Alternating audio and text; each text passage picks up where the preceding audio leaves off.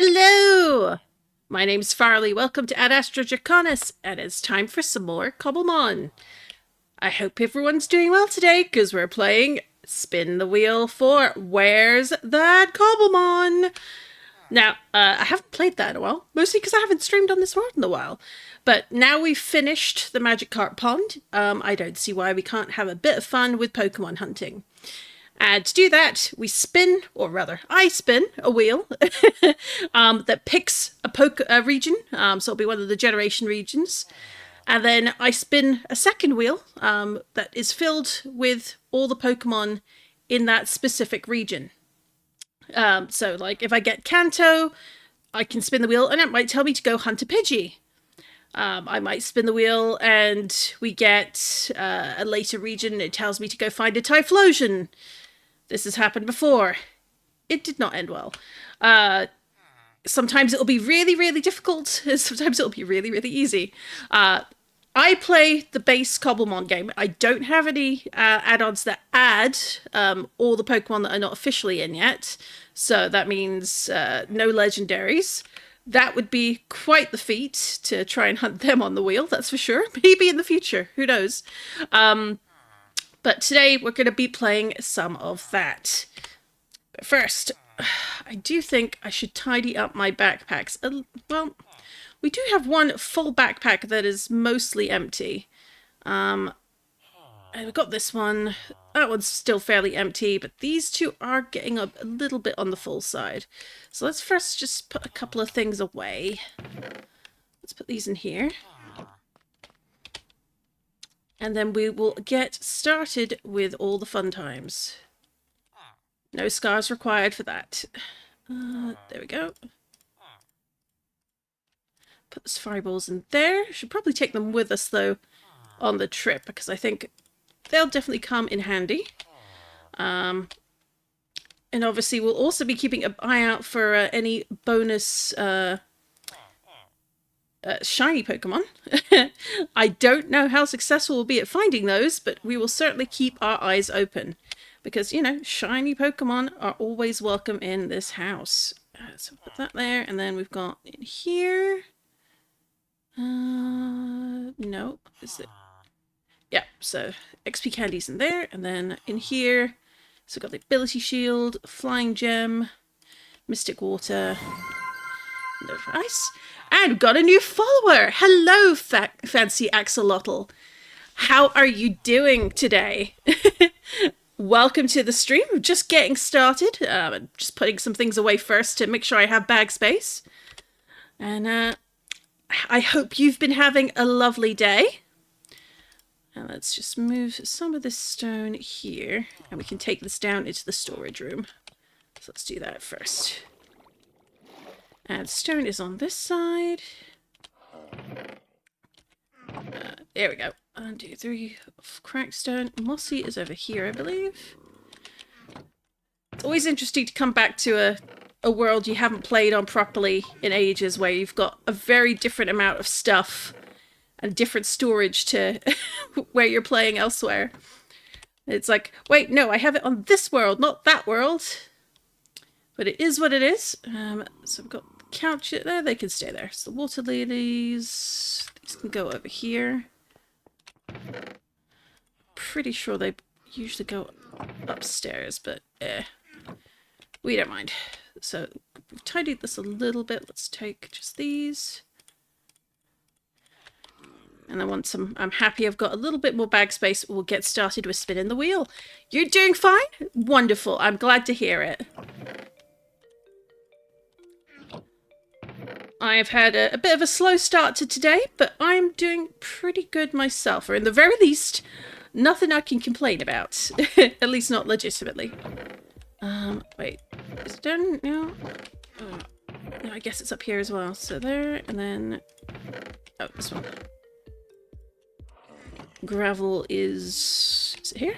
Hey, I do remember. It's got a whole thing of gravel up here.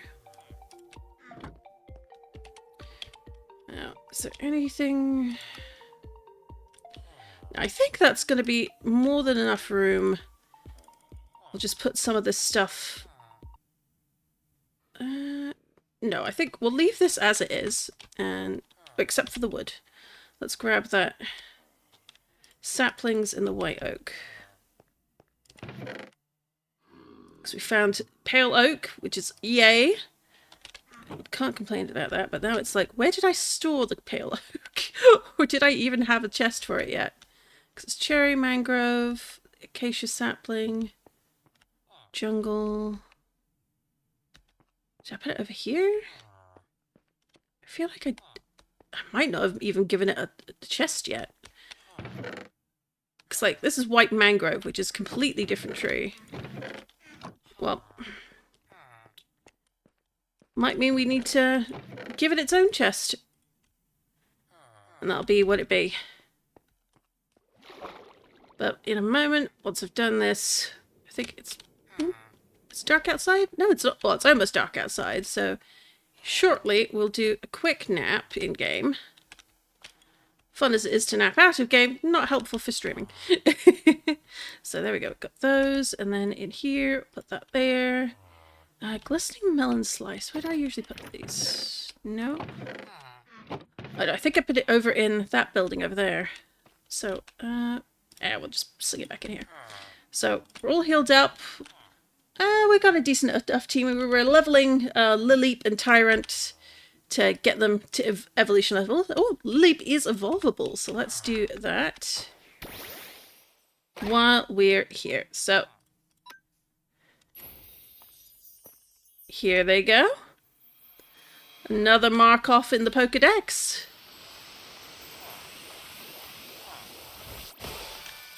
Hey! Ah. I actually really love that shade of green. It's such a good color. Oh, they are oddly really charming. I really... I wasn't expecting to like them. Obviously, like, their pre-evolution form is pretty iconic on its own, but I like them now. Alright, let's go past the shiny box. And where are my... Here we go. You get to go in here. So what do we want to bring with us that we don't have evolved yet? Let's bring one of you. Pretty sure I don't have an evolved one of you. There we go. Don't have a Cranodon. So have a quick nap. We'll go check what eye level that Eevee is on the map. And then we will set off. Or rather, before we set off, we're going to spin the wheel. Because today is challenge day. Also helps me get a bit familiar again with my single player world. Because it's funny how you forget like what you do and don't have. 55. Nah, yeah, you're fine. You can run. Run free, little Eevee. Run free. So we'll go back in the house just because I'm paranoid about creepers even when I've lit things up. So how this works, for anyone who missed the explanation, I spin a wheel, it picks the region. I then spin the region wheel, and that picks the Pokemon. So we're going to do that now. I'm just going to transition over to the wheel screen. So one moment. Let us do that now. And you should now see a very fancy wheel with different regions on it. And it started to spin. Let's spin the wheel! And we are going to look for a Paldean Pokemon. Alright, let's close that. And then we'll open up the Paldea wheel. So lots and lots of options here. Please be something reasonable. Oh, a Dashbun. Okay. Might have had a little more luck with the Fido, but Dashbun might not be terrible. But we'll be scouting a few villages, I think. So we're going to be looking for Dashbun.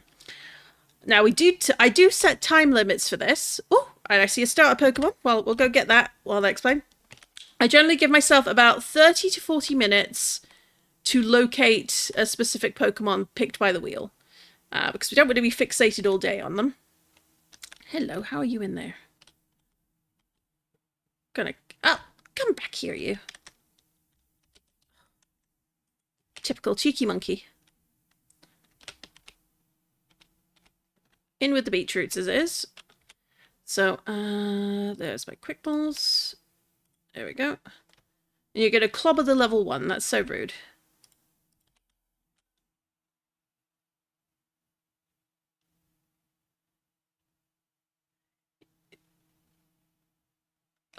They endured! Bless them. Alright, let's switch you out for something a little more durable. And then, there we go. Oh, that's not good. I don't think I can sleep them while they're poisoned. Whoops. Alright, well. Let's see. At least the poison's going to be lowering their resistance a bit. Even if it's not quite what I wanted. See if we can get them in the Pokeball. I won't cry spit any tears if we don't manage it. Specifically because I do already have several. Typical me, completely forgetting. Thank you for letting me know. I would have kept going and all you'd have seen is the wheel. Alright, thank you for telling me, Fancy Axolotl. Alright, so we've got this little Chimchar. I have a feeling we're going to end up knocking it out before we catch it, but you never know. Let's try a couple of level balls. Oh, hey! That works instead. Alright, so we'll go into the house, we'll just heal up quickly. And as mentioned, we'll take about... We'll have I'll give it 30 minutes. We'll do 30 minutes to hunt for a Dashman. Regardless of whether I succeed or fail, we will then pick a new Pokemon to chase. Obviously, if we succeed, we get to start a new wheel spin sooner. And we'll generally try and keep count throughout the stream, just how many we can get by the end. And I usually need a little bit of help keeping count. But, so we're going to look at the time now. It is, we've got like 3 minutes until it's like 10 to... Well, start from now. So we'll say, we'll keep going till 1/4 the hour. So let's see if we have any luck with finding a Dashman here. Because we do not, you can probably see on the map there was the Fido. So it's up there in the top right on the map. We cannot catch and evolve that. It has to be the evolved version for our purposes.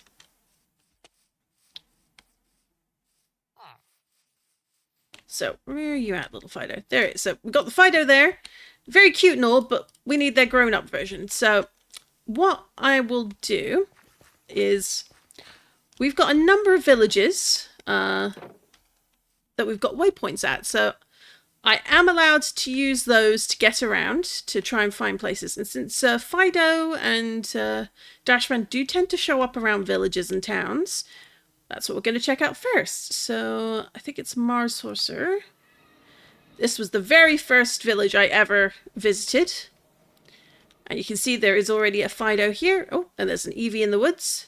It's not what we're after, but I'm going to check its stats anyway. Ah! Oh, Dashman! Dashman! Thank you, Eevee. Hilariously enough, I found Glaceon in one of these locations, which is like, ooh. Yes, please. Hang on. And we're going to go catch that Dashman in a second. Excellent. And there's the Dashman. So that was a little easier than expected.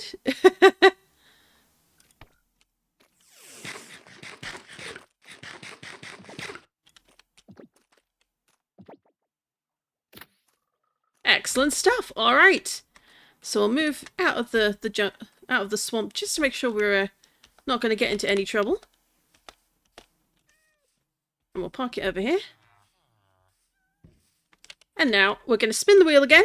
And this time I won't forget to switch back to gameplay. But that's one down, and who knows how many more to go. So let's switch over to the wheel. Oh. So let's open up the region select. And we begin again.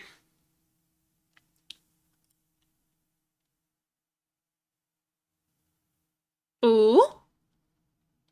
Alright, we're going to be looking for an Alola Pokemon. Alright, and then let's look at the Alola list. Now, something I do need to do is actually go through and refresh the list and make sure, like, if there's like a Alola Pikachu, that should be listed in the Alola list and not the Kanto list where it currently is. That's on me. But I think for our perspective, it's fine for now.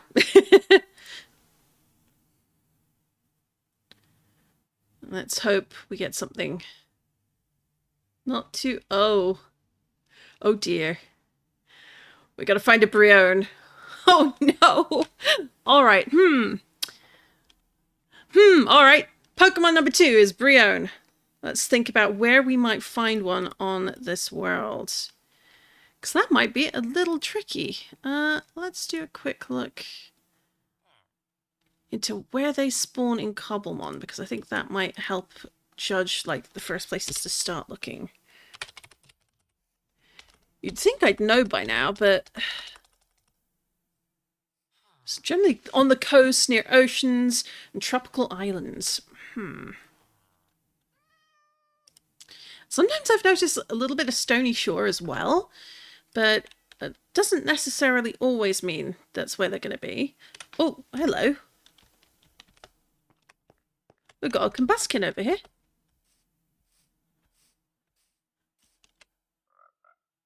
Been a little while since I've seen one of these, so we're going to grab them. And I'm also going to just... Oh, are we? Oh, we might be out of quick balls. We should probably stop and make some. Because quick balls are going to be important for this little mission. So let's grab some of these and grab some of these. But, well, you're out in the open early.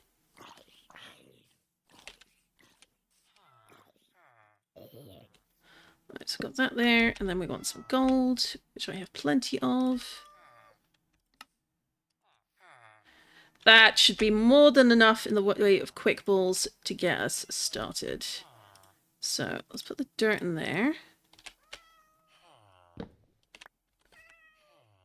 Perfect. All right then. So we are going to go find a coastline. Also looking maybe along a jungle coastline as well, and see if we can scout out a Brion. So this one, I have a feeling, is going to be a little bit less successful, but it is what it is. You never know what will happen. What time is it now? It is almost 5:02, so we'll say 25 past the hour is our time limit for the search. Ah, you're under 70, so we're not interested. So let's go back home first.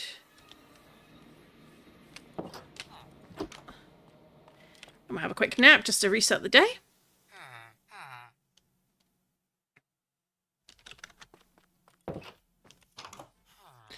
And we're gonna get started in 3, 2, 1 now. So we've got a few places that we've put over time. So castle project, no.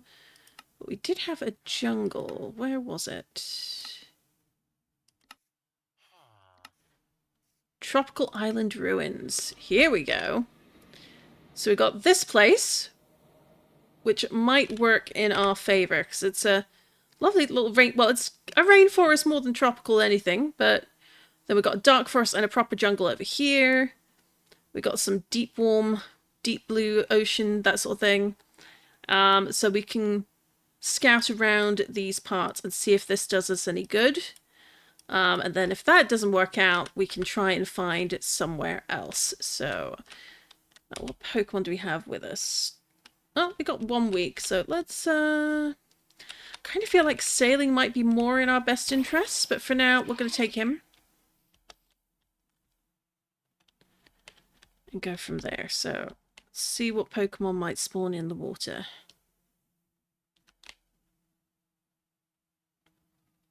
Because we do have a couple of boats in our bag, I think. There we go. So we'll put a back up in case we need to put something in the bag. Yeah, let's try this instead.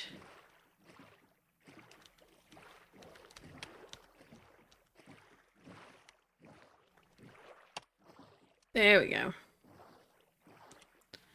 Let's see what we can get to show up.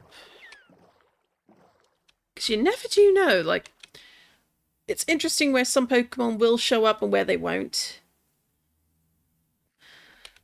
But because I have a couple of biome mods on this single player world, it does make it a little more difficult to identify like what is the best place to find something where and what isn't.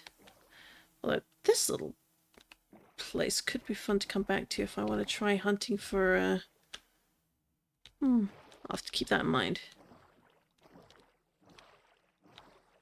But we got a bit of ocean, a bit of coast, a little bit of jungle right here. Well, rainforest technically for this side, but there's jungle over there, so we're going to go surfing in that direction.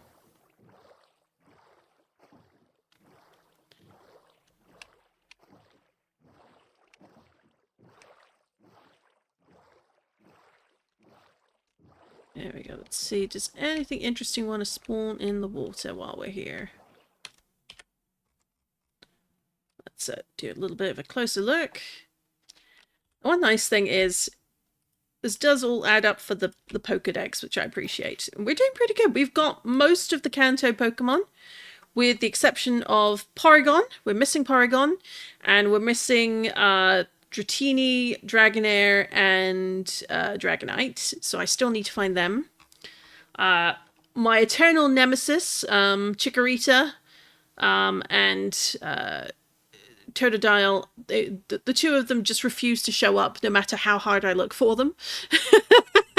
And I have many biomes I can look for them in, and it doesn't work out. But it is what it is. So let's see. Do I have anything? There's more jungle on that side. So let's skirt around the edge and see. Oh, I'm getting a notice for a few things that may come up soon. I'm going to snooze them.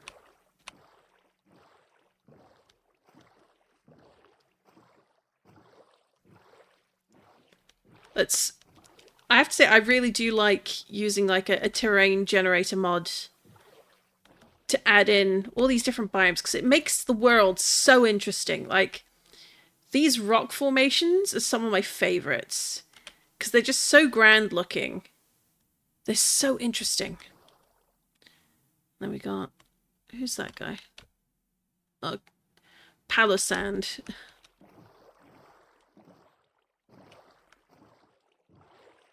It's not quite what we're looking for. It's definitely more ocean side than a river side for the Poplio line. And this might be too warm, actually. Let's double check on that. You guys keep an eye on the map for me. Well, it says no freezing.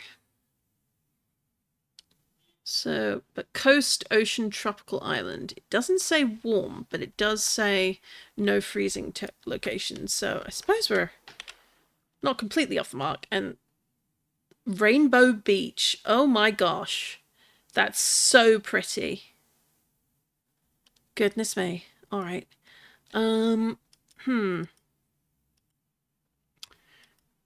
Let's see, I know we have more jungles and the like. So we've got Crag Gardens, Sparse Jungle down here.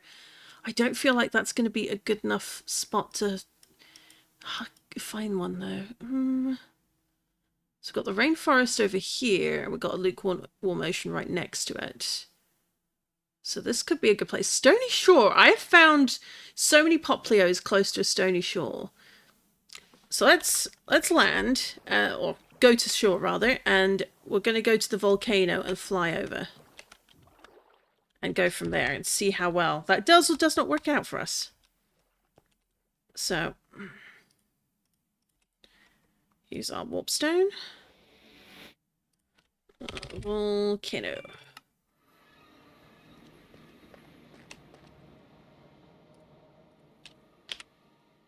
There we are. So we want to go down here.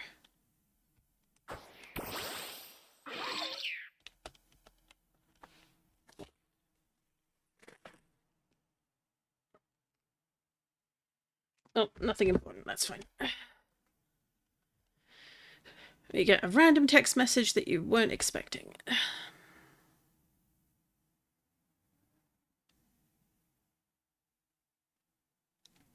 So again, it's just really fun biomes and world generation. Like, if it does sometimes make for interesting Pokemon popping up places. It does mean that Pokemon don't necessarily always appear in places you expect, but I've found it well worth the effort to include a biome mod for the world building and for just looks and feel. Like this single player world wouldn't be the same without all these different woods, all these different tree types, and different biomes. So let's see. Maybe we can get a Poplio and a Brion to show up over here. I was thinking I should have brought some fishing bait with me. I'm not sure what sort of bait you'd use to get a Poplio, though.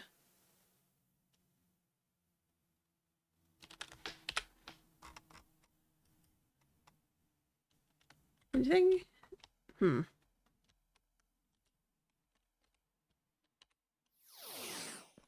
Let's hop to it then.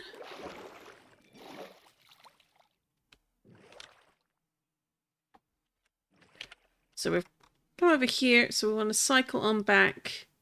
So maybe just do a couple of laps up and down around here, because this is the right ocean type. I do think the Stony Shore might work in our favour. Of course, if anyone's got suggestions on where to go to look, I'll take those too.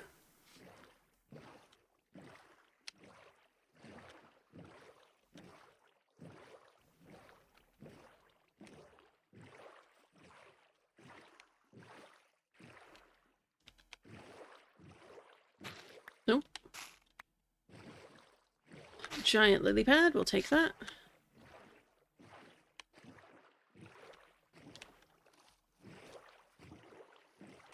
It's always fun to see what Pokemon are going to show up on your mini-map, even if they're not the ones you're hunting for on the wheel. And of course, I'm half expecting something shiny to show up that's going to be super tiny in the water. Or really high up in a tree. Because that's just the way the game works with me.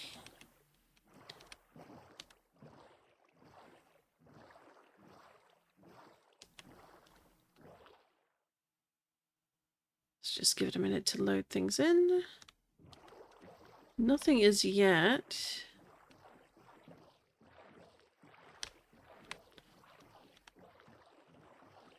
Not a super popular coastline, it seems.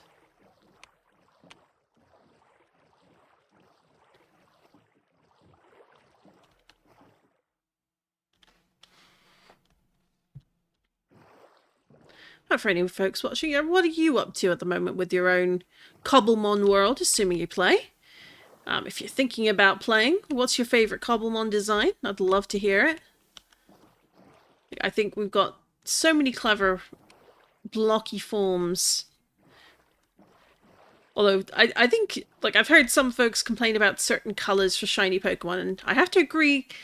I think the Pokemon versions really kind of show up just how well or how poorly the colour choices work in that regard, so... There we go. Anything? Oh, a bit too far. We're no longer along a jungle coastline.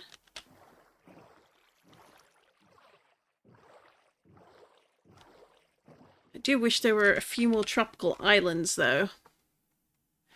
I'm rather lacking in those. I've got all sorts of biomes, as you can see from the map that is covered in waypoints. I'm a bit waypoint heavy, admittedly. But, like, we could go down here, I suppose. I don't remember where the waypoints are for way down here. That's the annoying thing. If I didn't label it, which unfortunately I did get into a habit of not doing, it does make it hard to know which one to go to. But, like, I feel like this could be a good place. Even over here can be not too bad.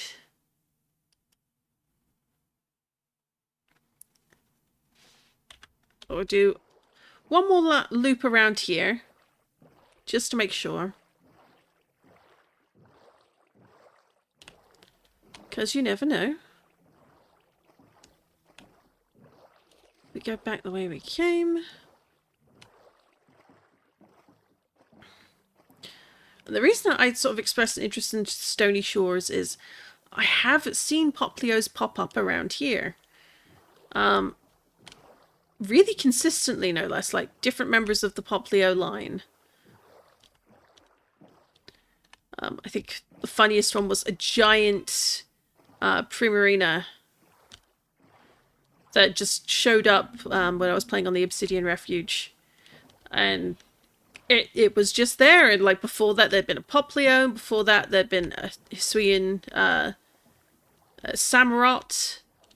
It was just a funny string of coincidences. And love the sort of terracotta biome as well.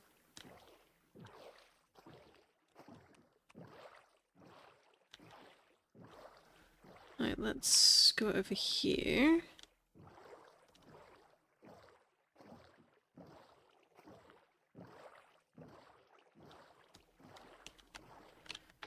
And we just keep an eye on the map and see what we can or can't get to show up. Well, we've got a Kingdra over there. I'm not sure I have that on those. Let's go have a look. It's not the target, but the target might show up once I get rid of this one.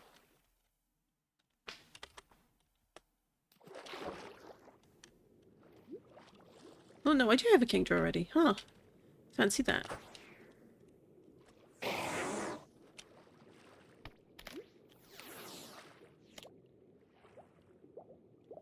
Make it a bit easier to see down here in the dark. Hey. So we caught them. And I got our Tyrant up to level 35, and other Pokemon have evolved as well. Always a lot of water Pokemon, just not the one we're after.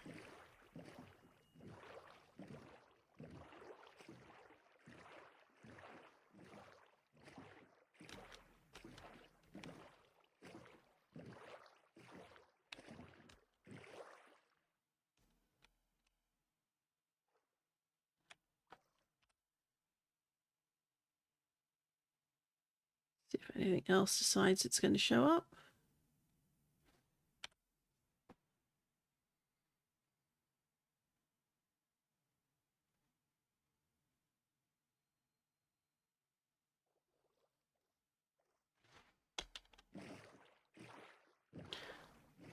Oh, you're not helping, Eevee. Don't be there.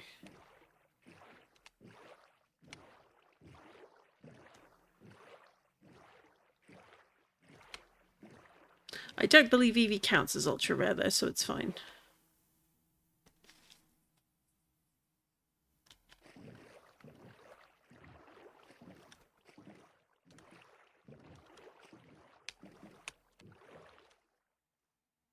Oh, and we got a shiny. Let's see. Quite a small guy. Not the first time we've had a shiny wishy-washy. Oh. But we're going to catch him anyway, so where'd he go? Oh, there he is.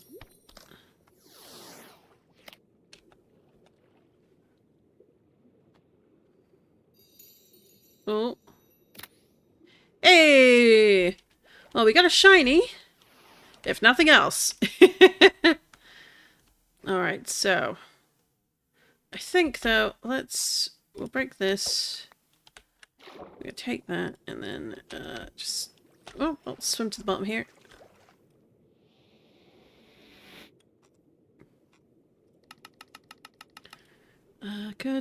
Trop.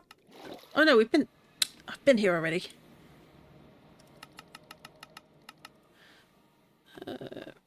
Let's do rainforest.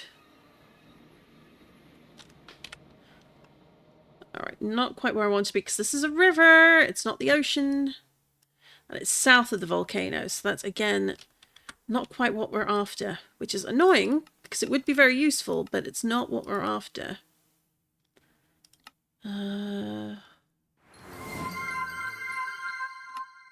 Let's go to the hot springs. Oh, we went to the hot springs, so let's take off here. And hello, Balnir. How you doing, mate? Let's just snooze the ad break again. Alright, so we are... I love where you can clearly see the biome break line. Like, it runs all the way down here. That's like where the ice all breaks, comes up here, and it cuts straight through. It's funny how that works out. But we want to go to... Are we in the wrong place? We're way too north. Oh, we're in the wrong place again. Ah, that's typical. But that's okay. I have a feeling, though, we're not going to get to where we need to be to find a Poplio. So let's do the temperate coast. Now, where are we in relation to everything else? We're all the way over here. But we've got a rainforest here, so we could hang out and scoot around and see what we find. Because that's the Stony Shore, which I mentioned before is not a terrible place to go looking for...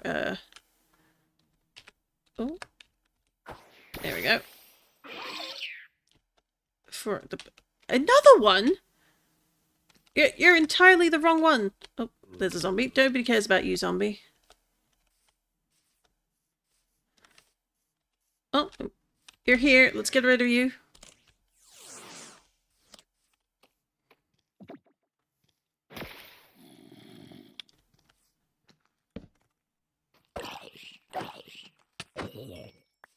And now, hopefully with fewer interruptions. Not the Pokemon I want you to fight, though. So let's bring out...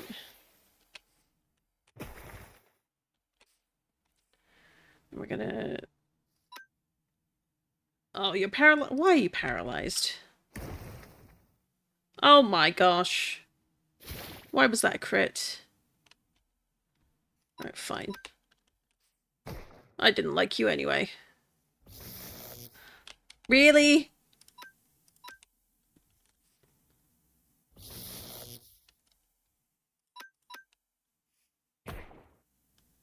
You'd think a Pokemon that is like a good 20 odd levels higher wouldn't have so much trouble. But nope, nope, gotta get knocked out. Just for that. We're gonna hit you harder.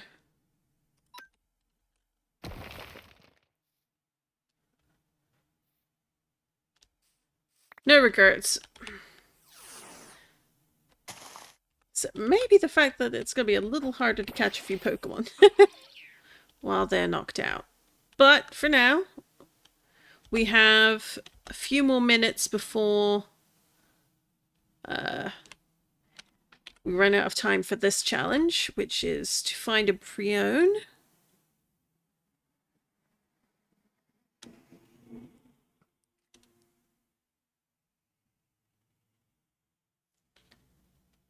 I think I said, was it 20 past or quarter past?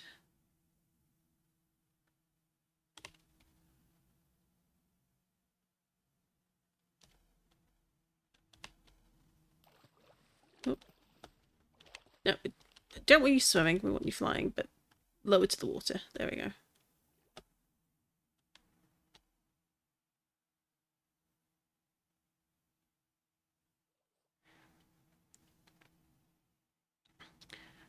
I think, I'll be honest and say, I think I've only seen a Brion, a wild Brion, like once, and it was a long time ago.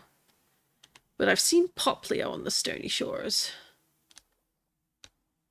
Not so much it's a higher evolution, or rather the middle evolution, which is the one we're hunting.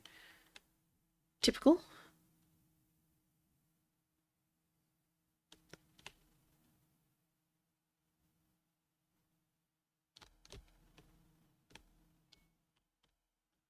Let's land here.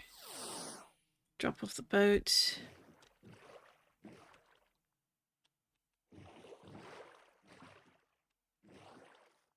I think... I don't think we're going to find it in time. We've got like less than a minute. Ish, give or take.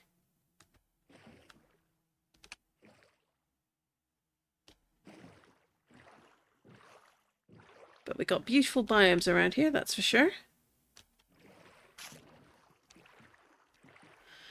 But it likes coastlines, it likes oceans, does not like the cold. It likes the tropics, but we haven't seen any.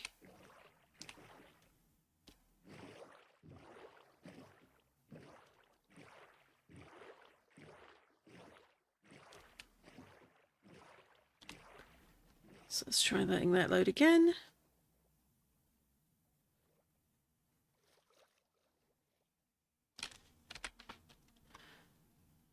Oh, we found a shiny, but we didn't find a Brion. So what I'm going to do is I do need to run a quick ad break so that we don't get any interruptions for the next hour. So stretch your legs, grab yourself a drink, and when we get back, I will do a fresh wheel spin and we'll find our next target Pokemon. So I'll see you shortly.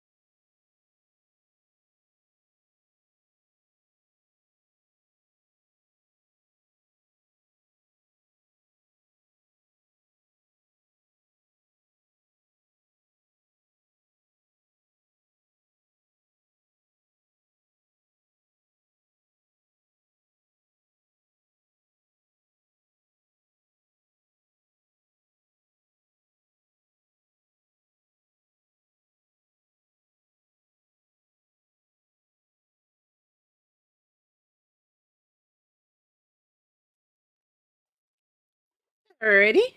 So the ad should be ending now for people if they haven't already, and I've restocked my deck, but I forgot to refill my water. Typical me.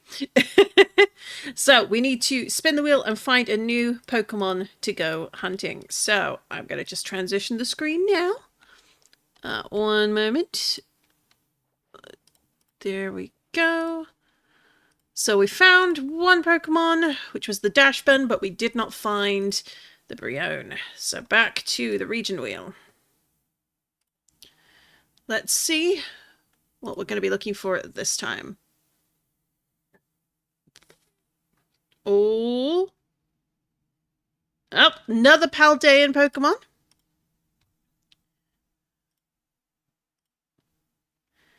And then, so, Paldea wheel.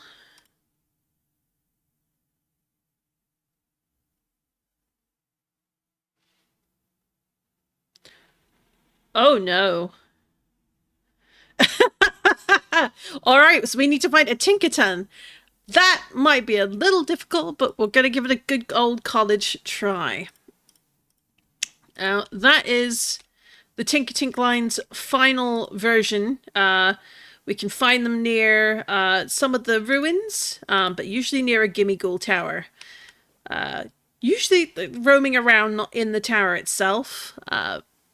It's going to be a little difficult because this is the final evolved form, and those do not tend to spawn very often. And since we can't evolve the lower level to count as a find, well, we might be out of luck, but we're going to give it a good try.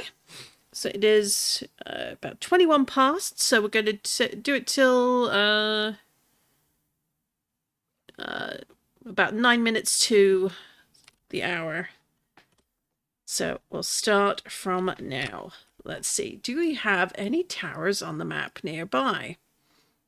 Because if we do, that might be quite handy for us. That's it. Oh, a basalt barriera. Ooh. Interesting looking. All right, so we've got a Forgotten Forest ruin over here, and we do have some of the regular ruins as well. So let's first get out of the boat.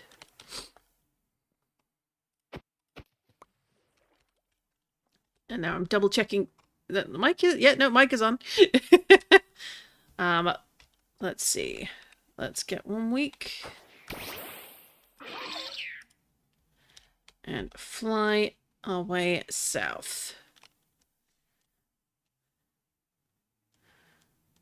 Because it's a set of ruins, it might be a good spot to do it, but it's not a Gimmighoul tower, which may work against us. But we're going to give it a check anyway. We got fascinating caves that, oh, that one goes quite a ways down. Do you see that? That spot of lava all the way at the bottom. That is a deep cave. Goodness me. And here's the Forgotten Forest and its ruins. And then you got the little Pokemon ruin over here. These are also Gimmighoul ruins. Oh, I hear a skeleton, but I don't see it. But these are suspicious gravel. Now, I have a data pack that adds it's either a data pack or resource pack, one or the other. Adds a black border around the block to make it a little easier to tell it apart from regular gravel. And you can use a brush to do a bit of archaeology on that. But we got this, and it's just a regular chest, which I already took items out of. But usually, if there's going to be a Tinkaton, they're going to show up on the map already. They'll usually congregate around sort of the perimeter, or certainly nearby. I'm not currently seeing anything by this part, because we do have a Gimmighoul. They are Gimmighoul ruins, but it's not a Gimmighoul tower, which I think is what's working against us.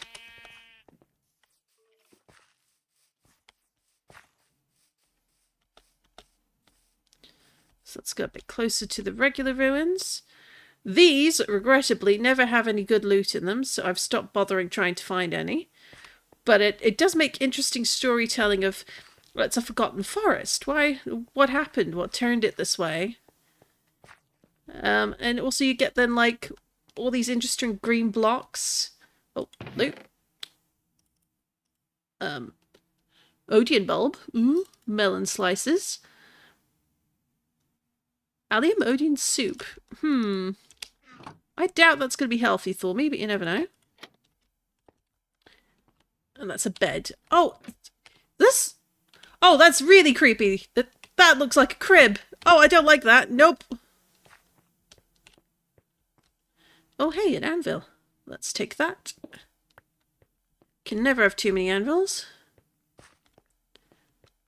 But wandering on through, you can see that all these little patches you can use a bit of archaeology on. Since it's part of the mod pack, rather for the biome mod, it's not going to really have any Pokemon items in it, which is what we're more interested in.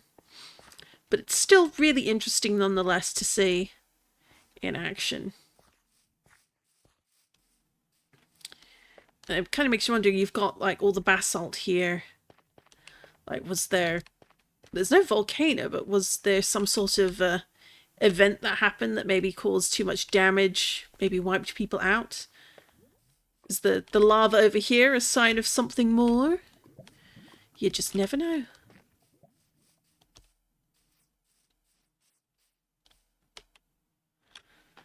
Now, do we have a Gimme Gold Tower anywhere nearby?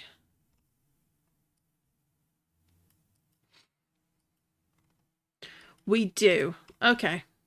Where am I? So we need to go over there.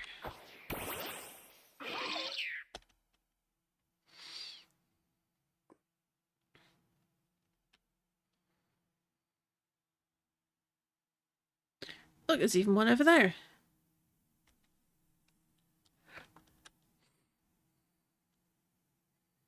It's not a full tower, since it doesn't have the roof. But we can check here first. This lovely random little shepherd's hut. It's super cute. Out in the prairie. Let's see what Pokemon spawn around here.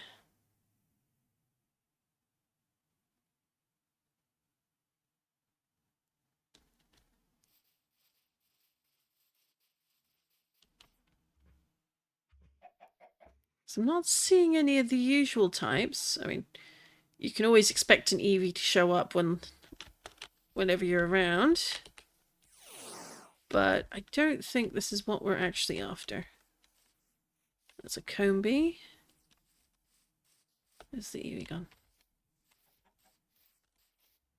You're not what I'm after, but I'm still going to say hello.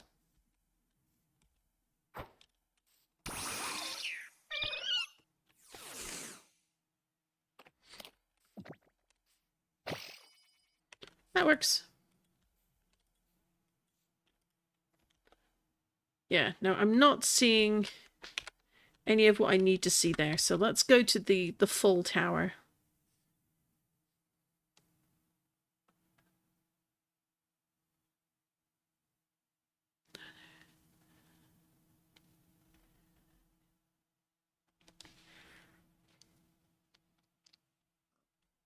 Hang on, what's this? Oh, this is a spot I decimated. No wonder I had to stop and look. That was an archaeology spot, specifically for Cobblemon. And you got all this lovely prairie pasture.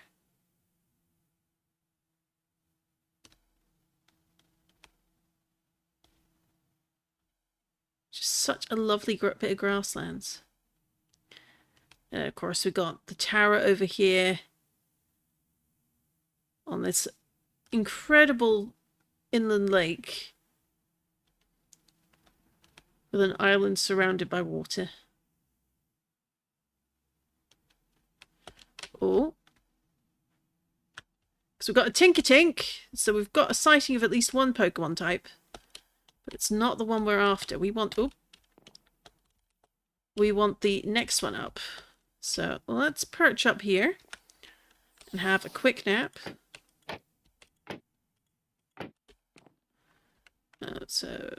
Oh, and let's dump a bunch of things into our backpack that we definitely don't need to have in our main bag.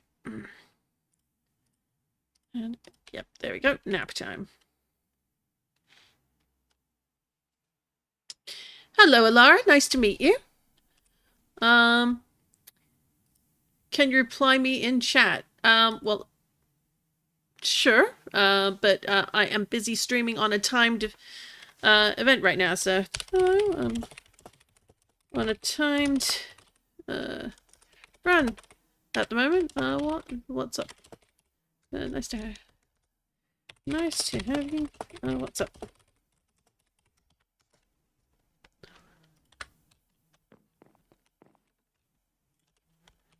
If you don't have headphones, that is going to be something you're going to want to replace, especially if you're watching Twitch streams.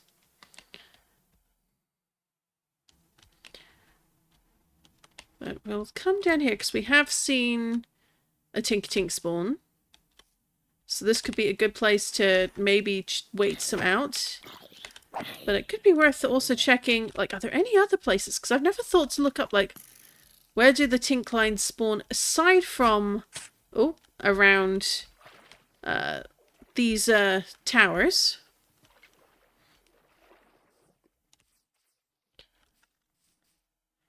I've got lots of lovely flowers.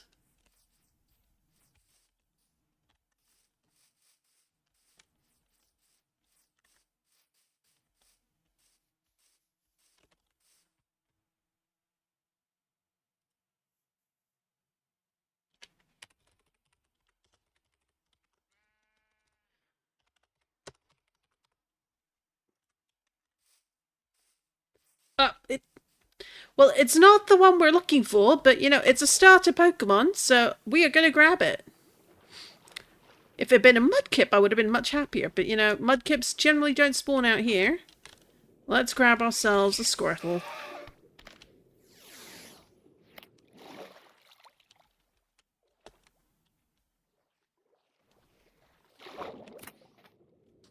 Hey. Alright, so we got that one. Actually, since he's flying, we can mount up and ride straight out of the water, which is always fun. Okay, so we've got the tower here. Let's fly on over and we can hover. Oh, the little foxes. They may not be Pokemon, but they're still super cute. Slow down, buddies. Oh, you're hiding. Oh, well. Okay.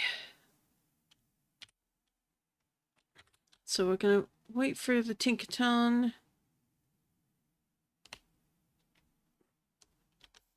We are in proximity to the tower, so let's park here. And I'm also just going to do a quick check.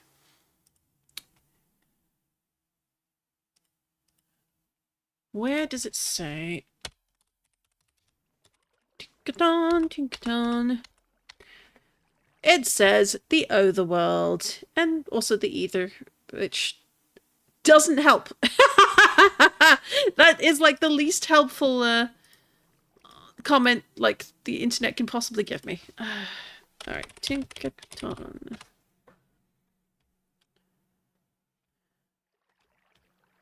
But generally, they do like to be around certain structure types, which I think are important to check.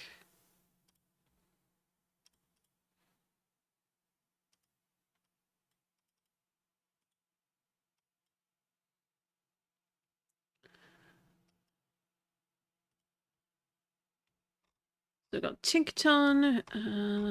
Any other particular biome things I need to be aware of? We've got a list of moves for it, but that doesn't help.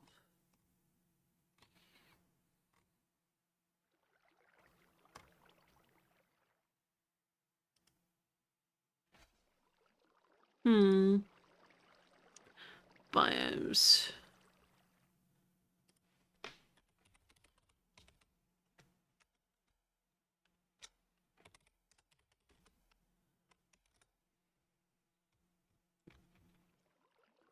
Alright, so that's not going to do us any further good.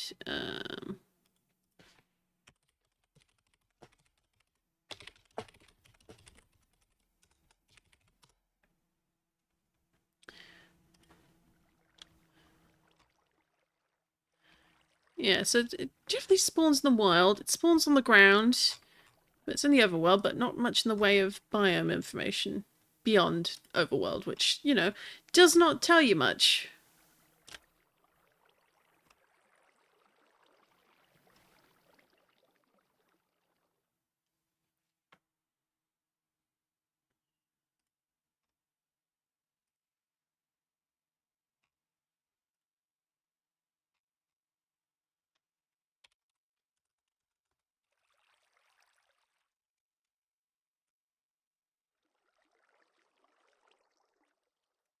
Anything on the map? Anything at all? No, not really. Okay. So let's do another quick check. Do we have anything interesting? Not really. Oh. We could try checking around that tower there, but I doubt they're going to have much in the way of help.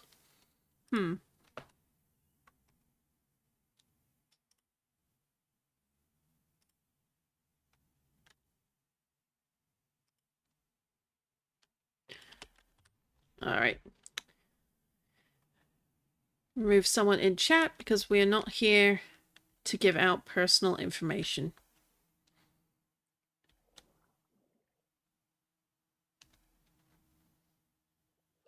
We're here to look for Pokemon in Minecraft.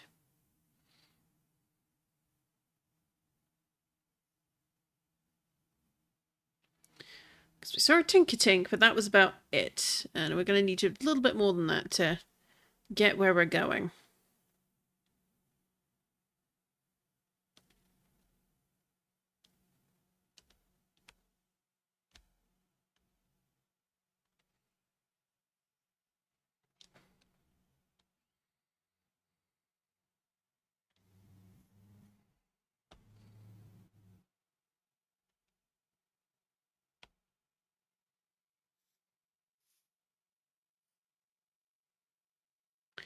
Now we've got an interesting forest biome here. I like... Oh, it's a mix of a maple taiga. It's a different type of forest, apparently.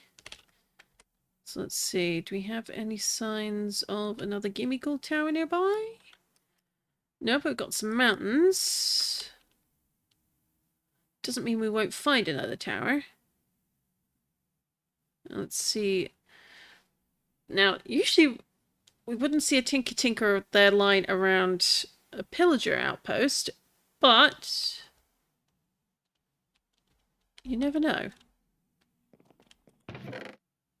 Oh, well, we'll take these, we'll take these, we'll take that, and we'll take that, and we'll take these, and we'll take a few of these. And we'll take some wheat as well. Some bread, and some heal balls, and, you know, all the useful things. It didn't give me a horn, so I'm a little sad, but, you know, beggars can't be choosers. Now we're hitting some interesting biomes. Oh no. Alright, so we found ourselves another snowy taiga. Oh, but we've got a bit of swirly ruins down here, so let's head this way. We can fly alongside it. I do think it's interesting, like, these types of trees sort of running between, like, snowy mountains. Like, it's just this lovely splash of colour. And I'm distracting myself again. Staying on target, but trying to find a Tinkaton, which... well, I'm not super... Whoa. That's so interesting. What in the world? It's like a maple taiga with like this giant pool of sorts, like right in the middle. But it's raised up, like it's naturally raised. That's so interesting.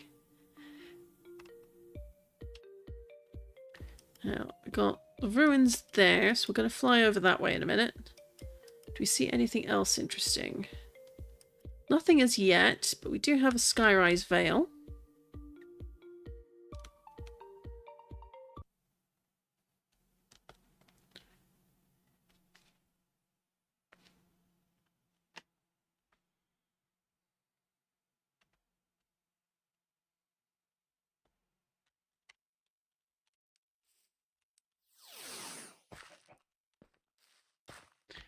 Alright, so this is definitely a sun ruin. Because it's generally either a sun or a moon one. This one's a little harder to tell, but because it's very circular in the middle, it's both of them are very round, but generally I think it's like the shape inside usually indicates like which version it is. And then sometimes it'll have a moonstone, which means it's like the lunar ruins, or have the sunstone like this one, which is the solar ruins.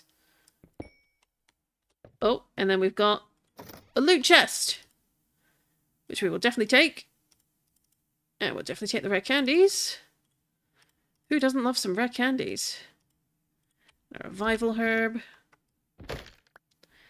And of course we've got a bit of gravel here, which is brush worthy, but because we don't want anything from this set of ruins at the moment, we're going to leave it alone. But it could be worth... let's do one of these here. Solar ruins west.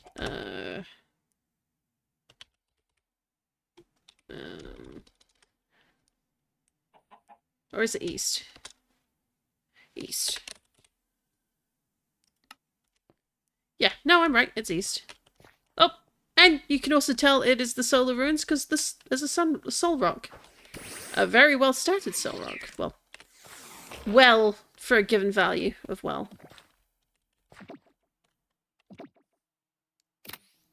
Oh, and we didn't even need to get any other Pokeballs out for it. Now,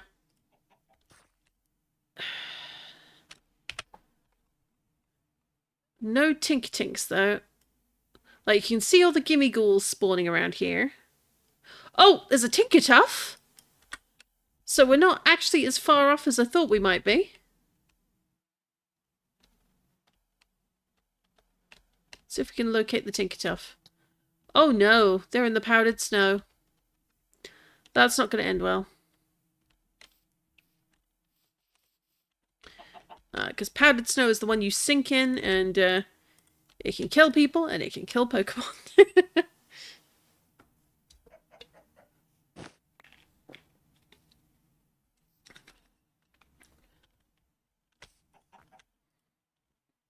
So that's one found up here in the mountains, or at least on the high hills, so that is a good thing to know.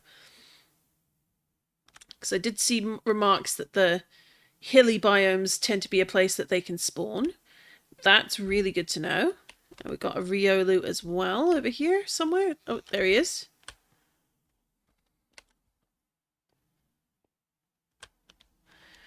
We already have quite a few of those, so we don't need to catch one.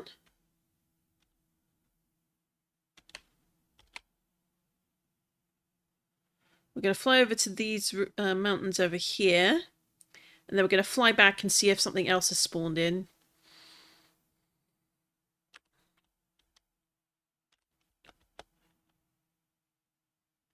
Because I do believe that proximity to the ruins is a requirement for their spawning. I could be wrong. I don't think I am.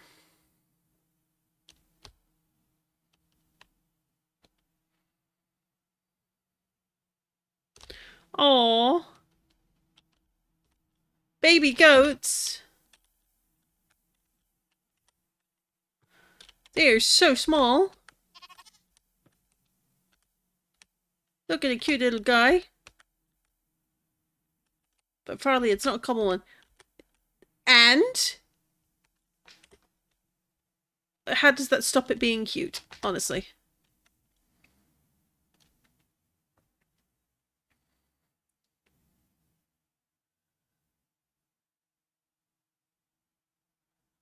I did try and set up a timer to have it on screen for running with this, and I could not get it to work in Stream Elements. I was really frustrated, so I am going to try and set that up again, probably after stream. Because evidently I was doing something wrong, but I don't know what I was doing wrong, so... There's the ruins. So let's come back down here to those. And then, wait a minute. There's another soul rock. And we saw the Tinker-Tink.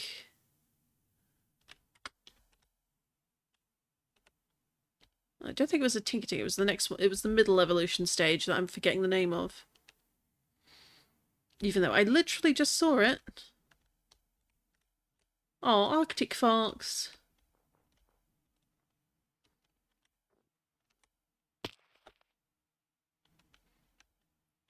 Oh, powdered snow.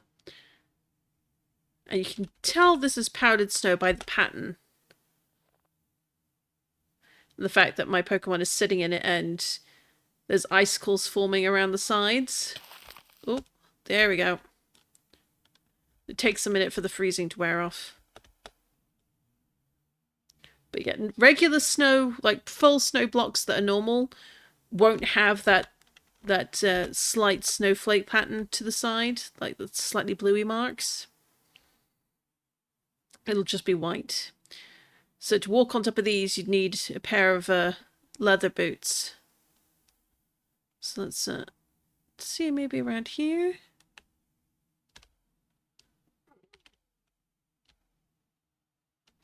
So we've got Gimmigholes on the mountain.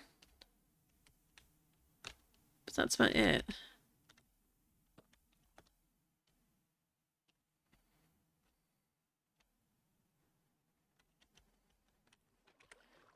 What time is it? It is... Oh, we're coming up to time and... Oh. Not had... Oh, that looks like it might be another tower, so we're going to head down there.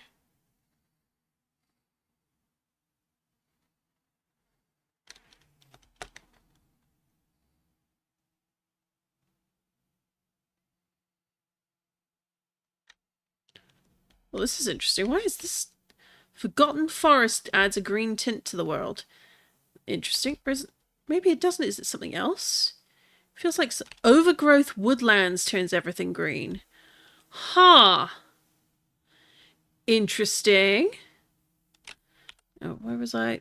Another set of ruins down there. Let's go over there.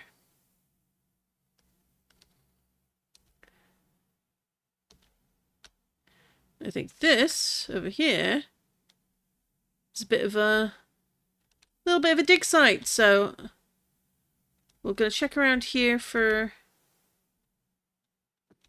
anything useful.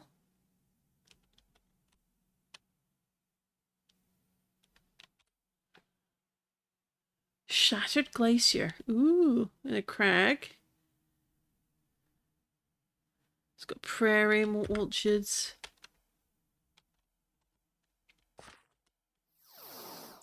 But no Gimmighoul towers. And because we're not sort of at a higher level, I don't think we're going to see a Tinker-Tink. This one. Gimmighoul, are you any good? Nope, you're not.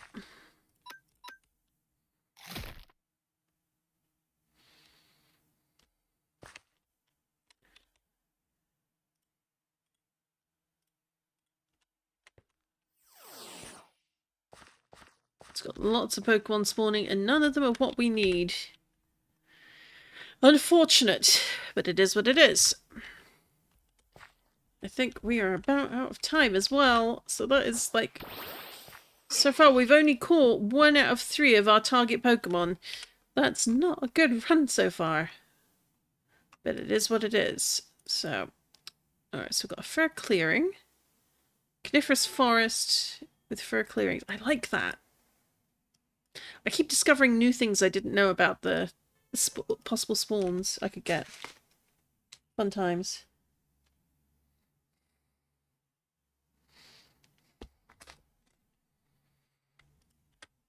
Okay. I'm going to call this one as another failure.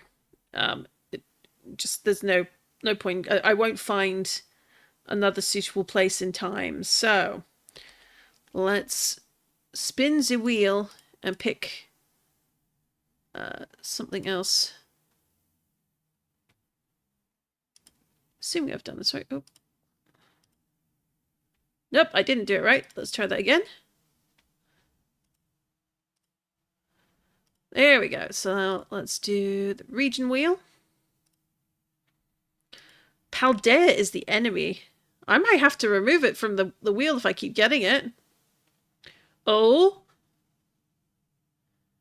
Hoenn. Alright, let's see. Hoenn wheel.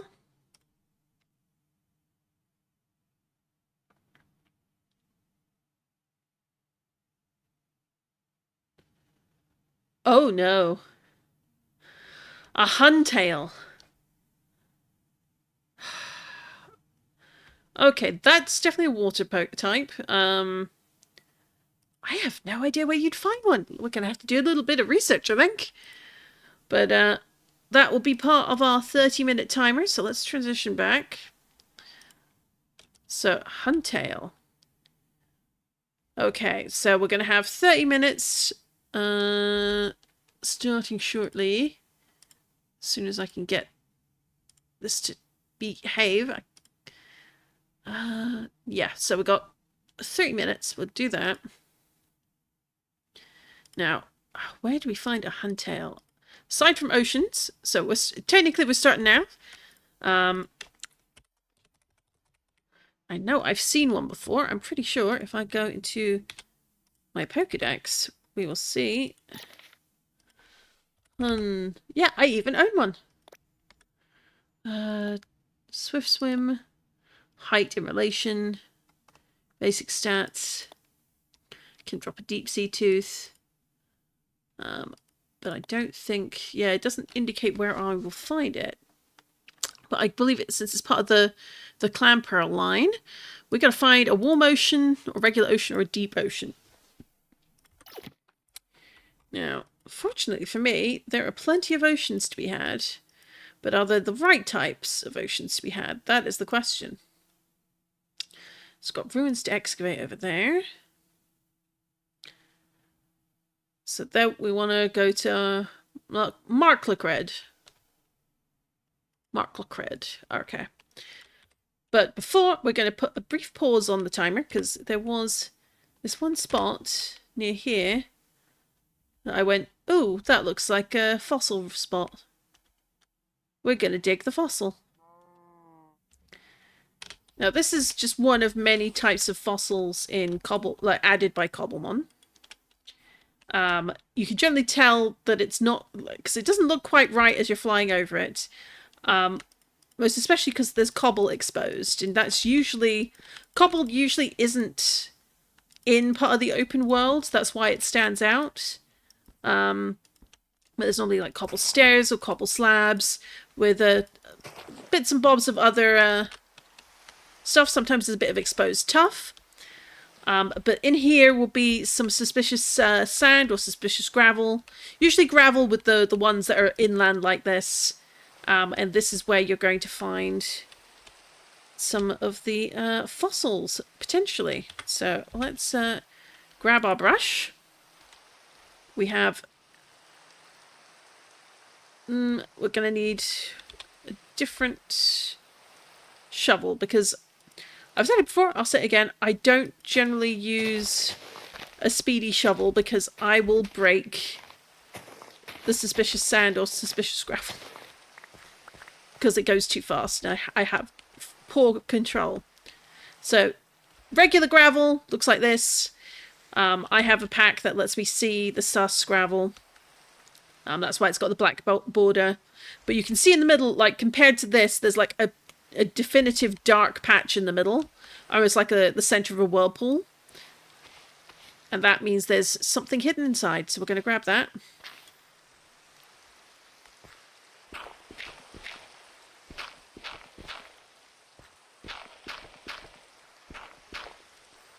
It's probably a little bit bigger than this, so we're going to just expand a little. And then we'll get rid of this.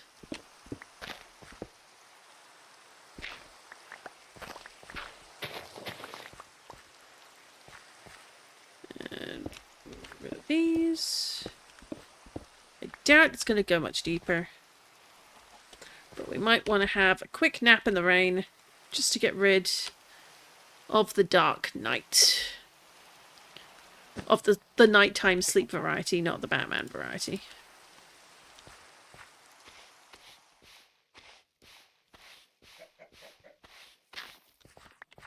Alright, so we've got...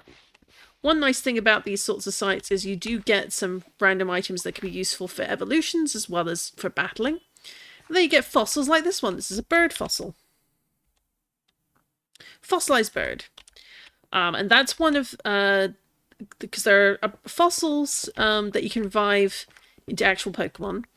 The fossilized bird, drake, dino, and fish you combine together to make a new Pokemon.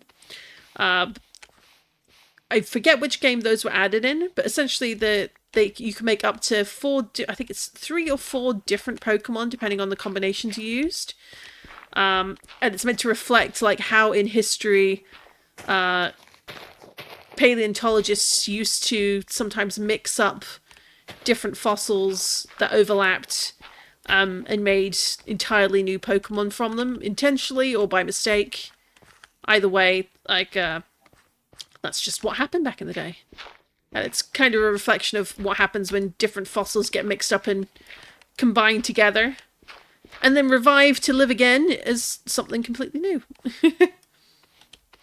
I think that's like Arctozolt, and that's the only one I can think of off the top of my head, but there's like multiple combinations. Typically though, there's a minimum of 1 fossil per dig site, which we have now found. You can sometimes get 2. I've had occasions where I've even looked out and gotten 3, but those tend to be very luck-based as a chance rather than intended. And again, we got... Yeah, that's all that was all there was. There isn't any more. So one thing I think I will do is we're going to do actually a quick ad break. It's not the full hour yet, but I feel like if we get the ad break out of the way, that's going to give us a lot more time to focus on the challenge without interruptions for folks. So I'm going to run that now. I'm going to run to the little streamer's room. So take the chance to hydrate, stretch your legs, and I'll be right back.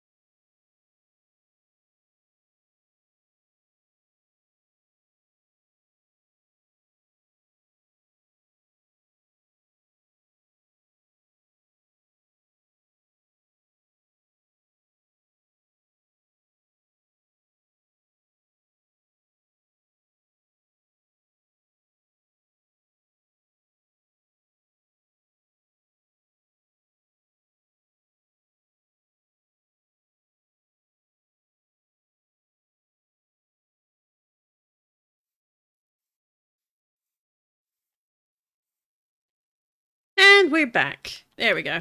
I wanted to make sure that was all nice and clear before we started hunting. We spun the wheel just before I did a little bit of digging out there. And we are hunting a huntail. Today apparently is the day of challenging Pokemon hunting. After getting a dash button to kick things off.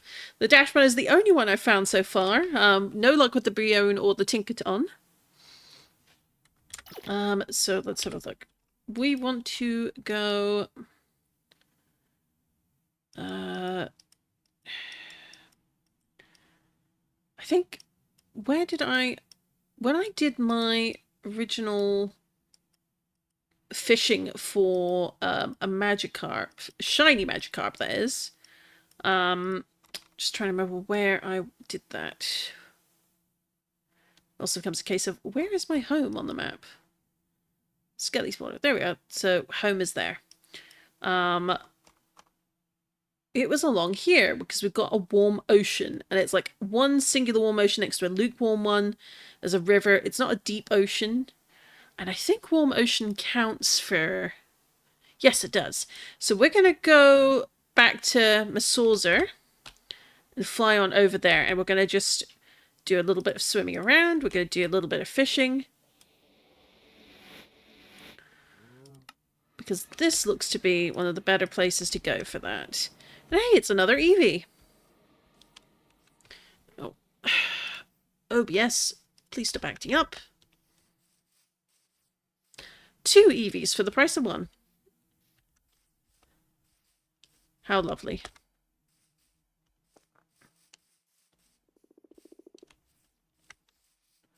There you are.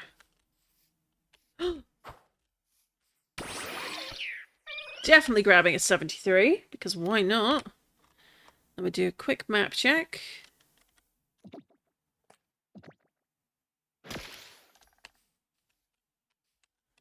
Oh, that's not useful.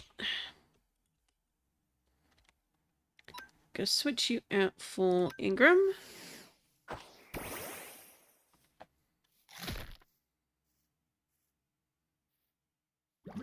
Oh, don't be point. Why you gotta be the way that you are? Yes, I'm talking to you. But hey, that worked out, so never mind.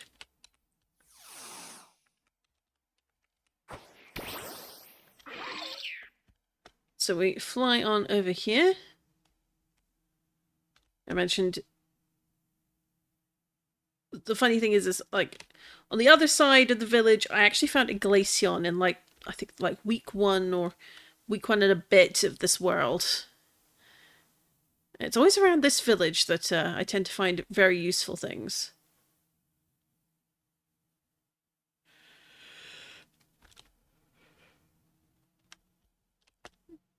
Not really a place for finding Tinkaton, but we're moving on now. So we're looking for a Huntail. Will we find it? We just don't know.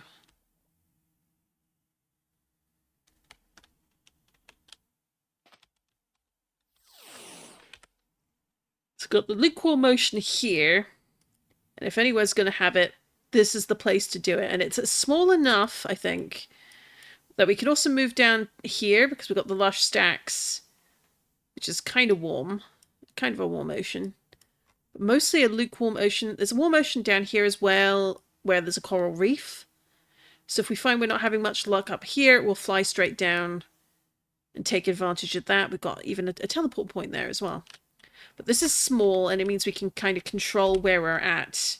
And again, another little warm ocean spawn right there. So if we need to, I have some potions as well that I can take for swimming underwater. But we'll see what happens.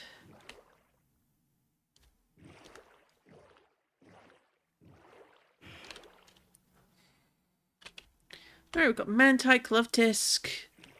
I think I have a Love Disc already, but let's double check that. They're just literally a fish heart, which amuses me greatly.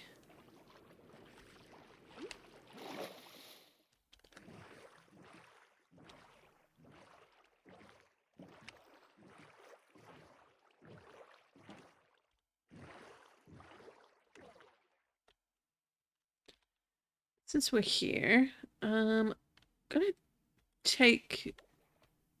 I've got invisibility and I've got swiftness, but I don't have a potion of night vision. I'll have to make some more, I think. And we'll put this in here. But hey, I can stay down here where the lights are and we'll see what pops up. It helps to have the mini-map as well.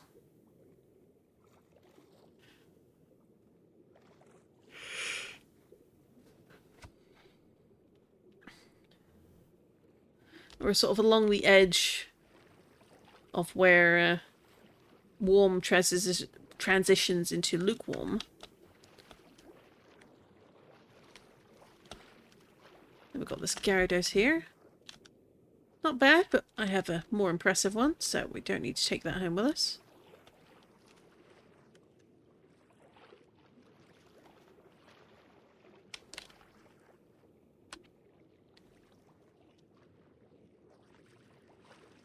It makes it a little bit easier to see down here if I have the torches in my hand.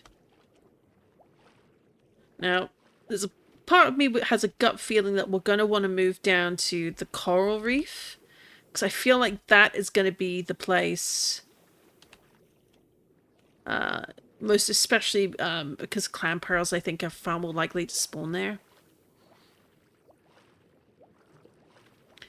So I think another thing I enjoy about this particular, the wheel spin challenge, the Where's That Cobblemon challenge, is it's teaching me about where to find certain Cobblemon when I want them.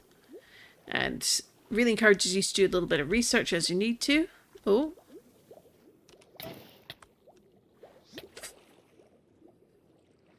It poisoned the Frillish. Whoops.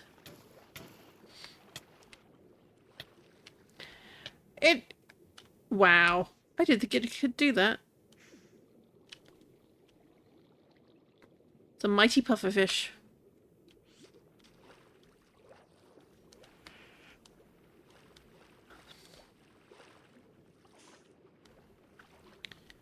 So float around here for a little bit longer.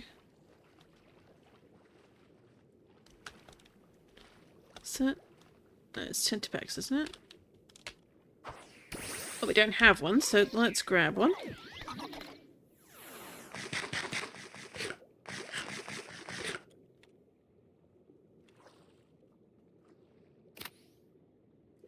Hey!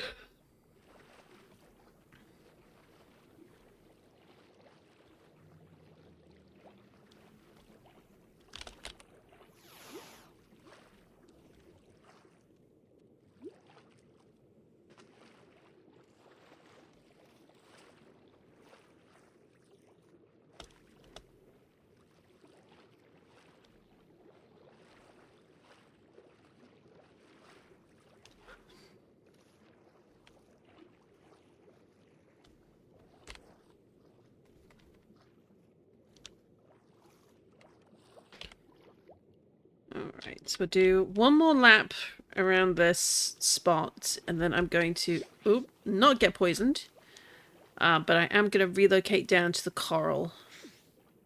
Because I kind of have a gut feeling that that is the place to be.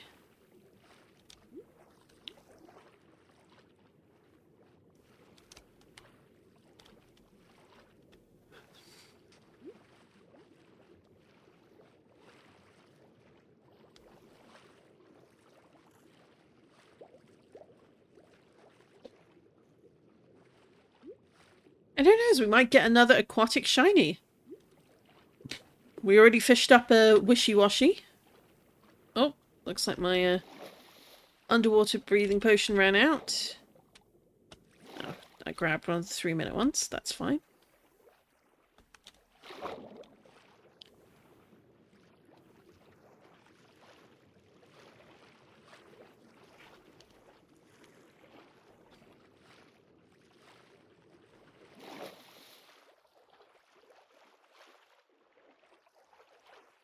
Sand Slash! Now we're going to go straight south. A little bit east as well.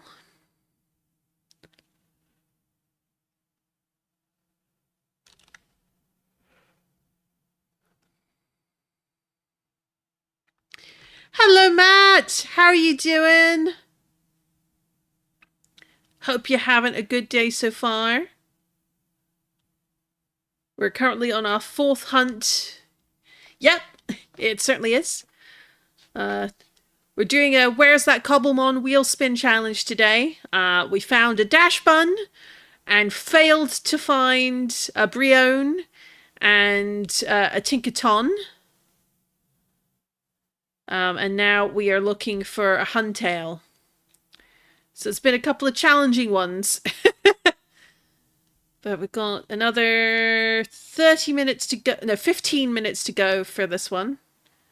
At least down to the half-hour mark. So right now we're headed for this spot here where the coral reef is, because if there's clam pearls around, and I believe clam pearls are kind of like the reefs, like I think that's the place to go.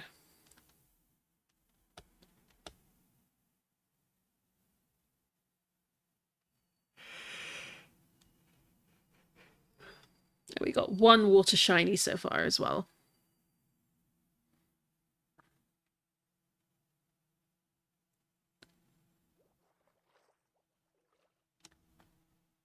Remember from duck streams, they do appear in warm oceans, indeed. So we actually did a couple of laps around a very small chunk of warm ocean, which was back up here. A nice controlled space. And I believe I previously caught one over here, but we didn't have any luck for while I was hanging out there for about 10 minutes. So we're going to move on to the one that's down here by the coral reef.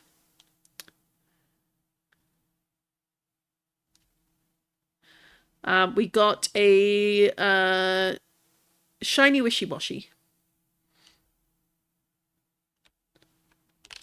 So quite sparkly. We're almost there. And we got Tinkaton Tower over here as well. Or Gimme Ghoul Tower, rather. Which could potentially spawn Tinkatons, but it's too late for the Tinkaton. It didn't show up in time. Here we go.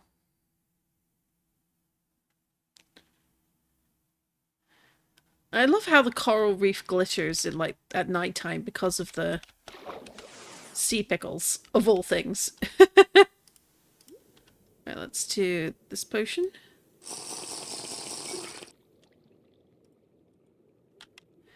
And we'll have a couple of backups just in case. So, we got, Lapras. But we're going to do a couple of laps around here and see what we can find. Fishing-wise. I don't know if I feel like fishing for it, but I do have my fishing rod, so. I always find Gimme Ghoul Towers encounters when there's no structure around, particularly in mountains for some reason. They do tend to hide out in mountains. Plus, it doesn't necessarily always have to be the towers. If it's like the ground ruins, sometimes those can be hidden quite well. Both like the collapsed sort of a city-like areas, and also like the sun and moon ruins. Like, they're definitely places to check out.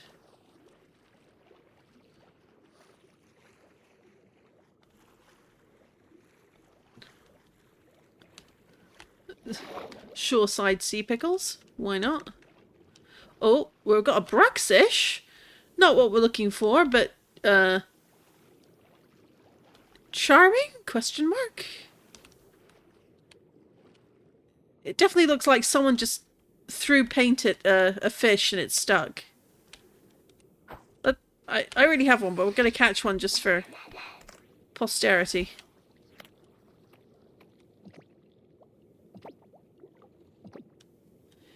I know, right? Fishing can get monotonous, so I understand it. Well, here's the thing. I quite enjoy a bit of fishing. I just don't know if I want to do like fishing as a dedicated bit for the Where's That Cobblemon, you know?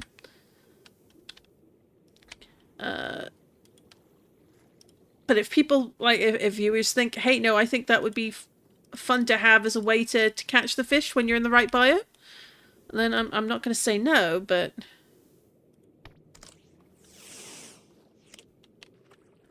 Next time I'm home, I'm going to grab, or at least brew some night vision potions for if I'm underwater. Because I'd forgotten how dark it could get down here.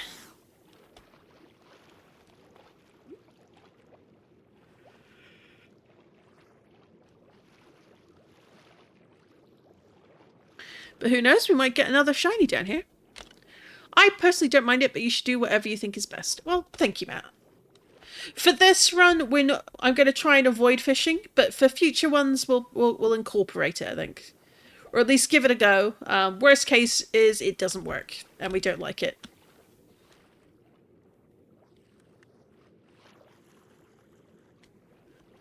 And I love I love how the sun comes through the water to come through with the coral reef.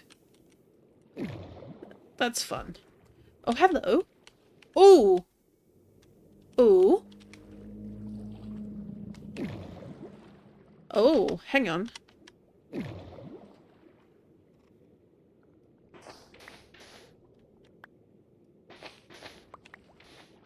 Let's check a thing. Yes, yes, yes, yes, yes. Okay, okay, okay, okay. This could be ruins for fossilized fish.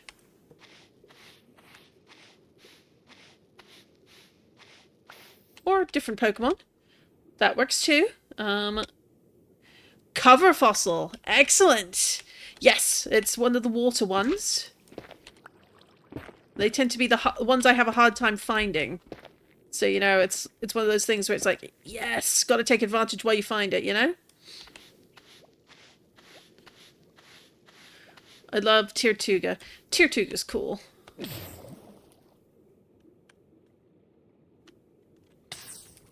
Oh, it looks like our potion did wear off. That's fine. Oop. But yeah, recognizing where they can show up has been the hard part. Like, there's this vent version. And then, of course, there's the other, which, again, it's a vent, but it's much more expansive in terms of what you'll find underwater.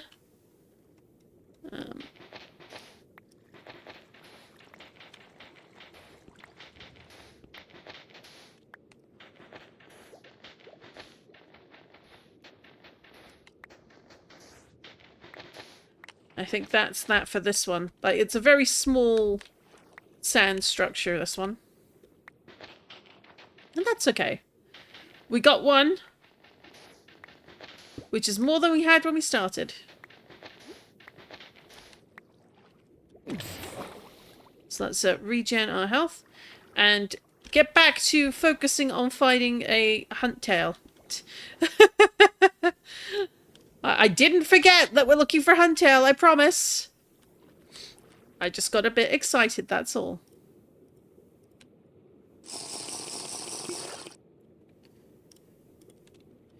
Main problem we have is visibility, because you have to get very near the bottom of the ocean, but they offer one of the rarest alongside cave ones, indeed.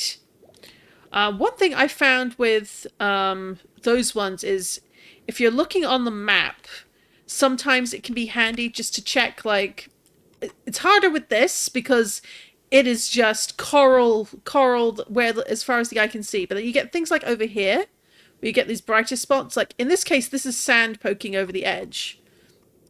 But sometimes you'll see like where it's lava, or rather the magma cube blocks. And if you see there's like at least 3 or 4 together, and there's no sign of there being like portal ruins, head over there and check around, because sometimes that works out quite well as being a ruin spot.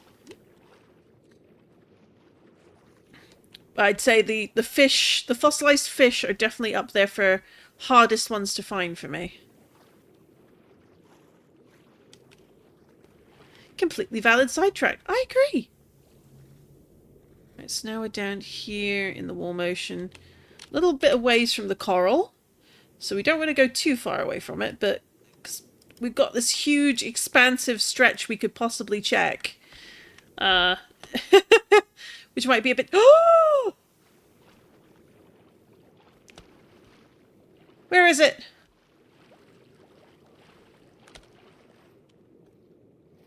my first Dratini. My first Dratini. You're coming home with me.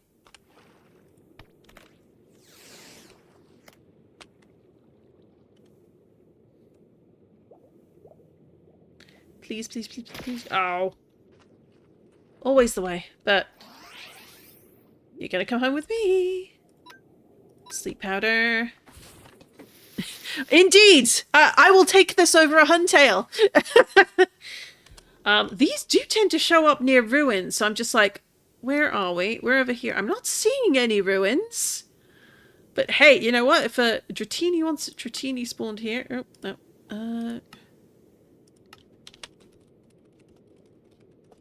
Will I find one again in future? Probably not, but you know what? Doesn't matter. A Dratini spawn there, and I'm going to remember that. Where is it? Oh, it's down here now. Hang on, let's do a little thing here just to make this a bit easier to see. Like, that should be a bit more readable and a bit larger now. There we go. Sleep powder.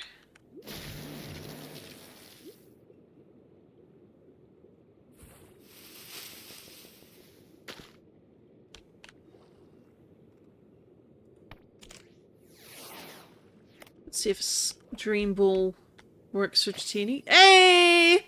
We got one! We got one! Oh, that makes me happy. It's not the Huntail, but it makes me happy because that is one more off the Kanto Dex.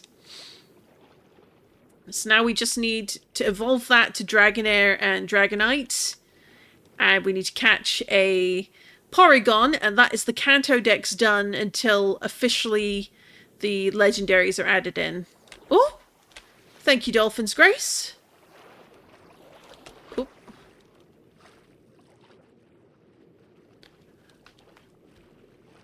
Probably rarer than Huntail too. It's true.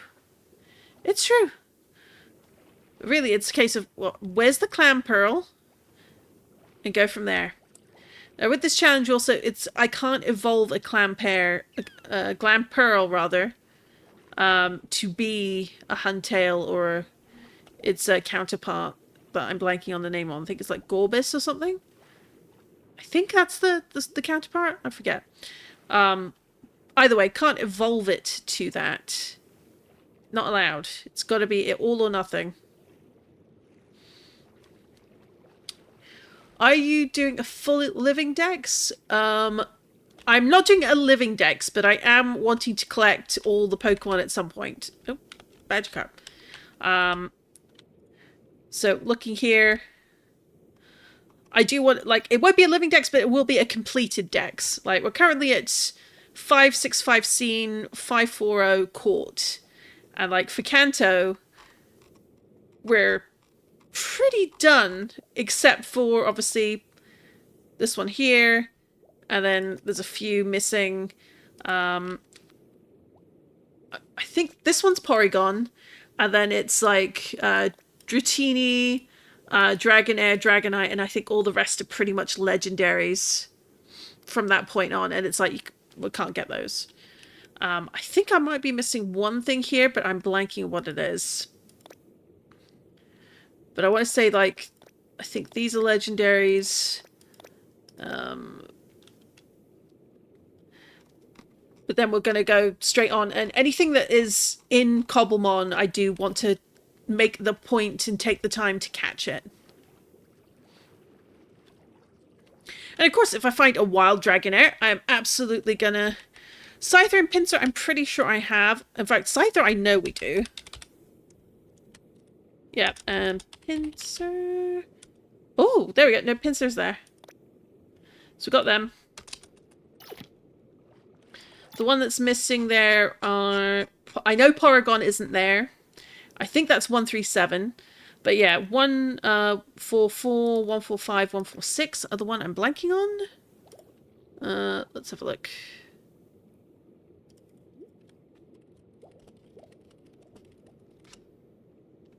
Kanto Pokemon.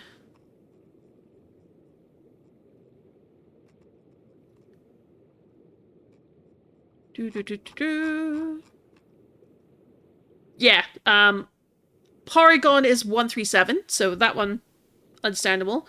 144 is Articuno, Zapdos, Moltres, then it's Dragonair, Dratini, Dragonair, Dragonite, and then it's Mewtwo for 150 and Mew.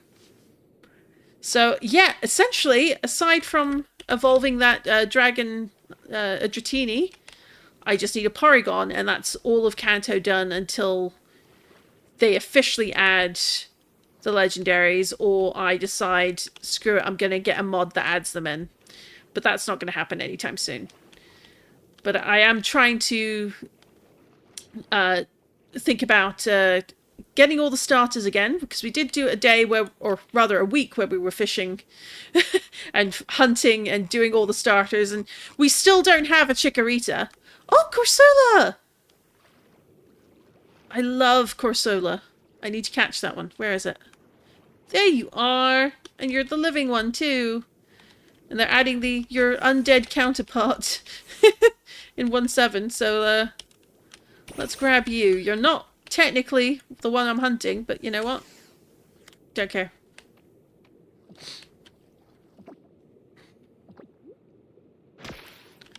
And I should have used the quick ball, and I didn't. That's on me!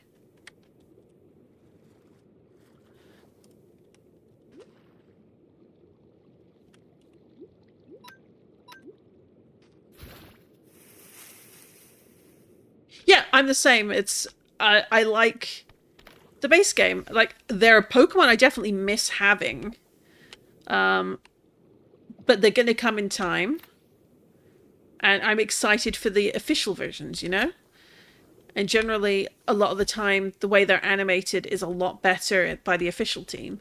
Which is not to, like, I don't want to slight anyone who makes all of the models and mod packs that add them in, because that is such an undertaking, and like, well done to the people who spend that time making them. Like, you are doing the community a service, and I salute you, but I still prefer the chosen work of the primary team, if that makes sense, of the vanilla experience. Pronounced Corsola? How do you usually hear it pronounced? Like Cursula or something? Exactly the same. I'm yearning for my baby Bronzor, but I'll wait until 1.7 to have it in my team. Exactly. You get me. Like, I'm so excited for Noibat. I think Noibat is a great Pokemon. Alright, well, we're getting a Finizen, and I know I've seen a Palafin around as well. But not much in the way of the one we're looking for. We did sidetrack for like 30 minutes, or, well, 10 minutes with the... No, I'm being over the top. We did a 5-minute sidetrack. Oh! Shiny! Look at this guy! Oh my gosh. And I don't have one already, so... 2 birds, 1 stone, eh?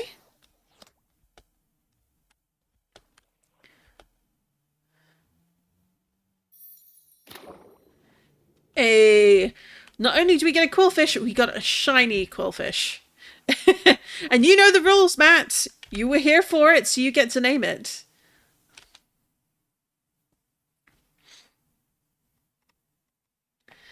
Unless someone else wants to speak up, Matt gets to name it.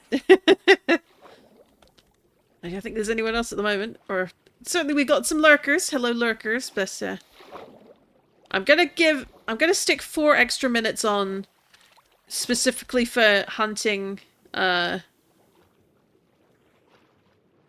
Huntail, because I got distracted so much by Dratini. I wouldn't normally, but I'm going to do it for this one.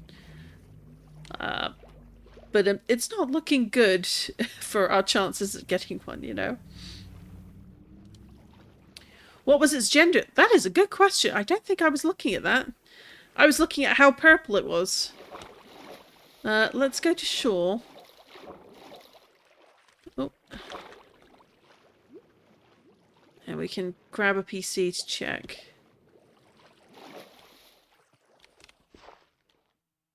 Oh, that is a lot of zombies. Nobody likes that.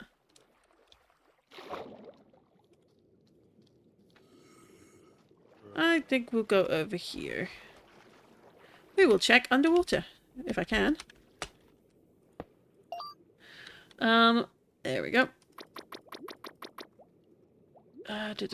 Scroll, scroll, scroll, scroll, scroll. Thank goodness for the Cobblemon UI tweaks. It is a male!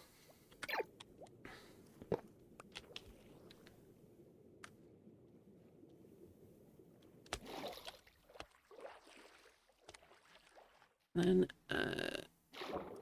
there we go.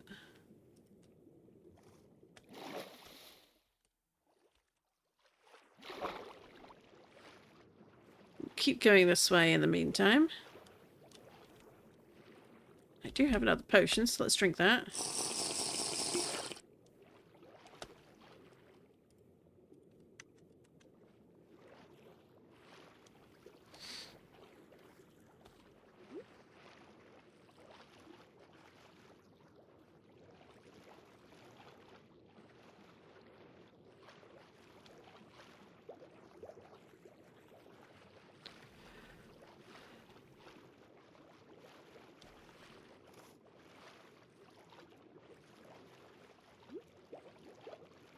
There's another Corsola.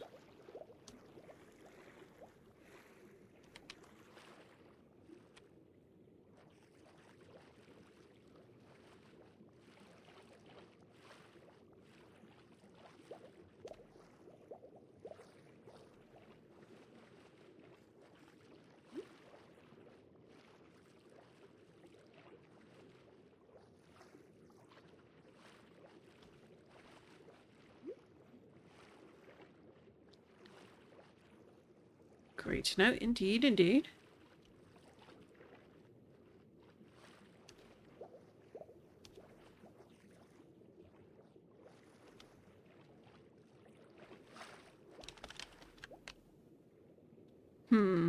Okay, we're not having any luck so far. I haven't seen a clam pearl at all.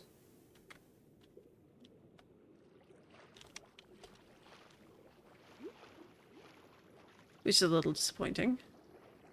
Thought of two names, but I'm not really sure of either. The first one that came to mind was Spiky, then Minesweeper, because it sort of resembles a sea mine. Gotta admit, I like Minesweeper.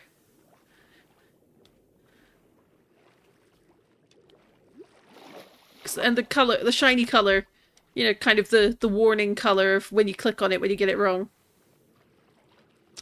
Question if it even spawned here, but it is a rare spawn. Yeah.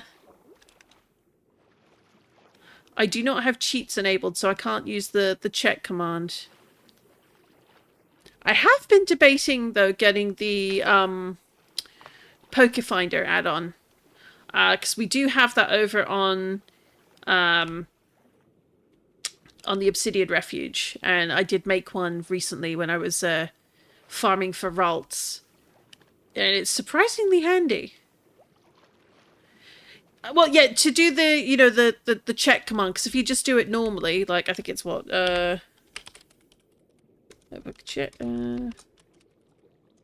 forget what the correct command is, but I'm pretty sure it's like check Pokemon or Pokemon check to check what the rarity in the area. Like, you need to have, like, either, if it's a server, you need to have the admin permissions to do that.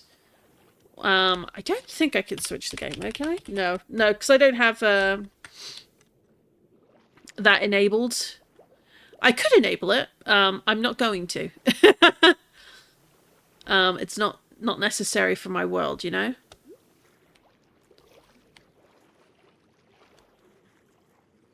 Which means that if I'm going to do the research, then it's like I use things like wikis and videos that other people have done and Reddit and like official sites just to see like, hey, what have we... Oh, 73, I like that. Let's grab you. Yeah, there is a way, but I'm not going to do it.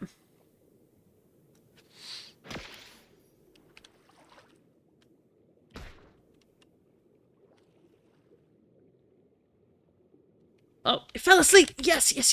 Okay. Thank you, Spore Effect.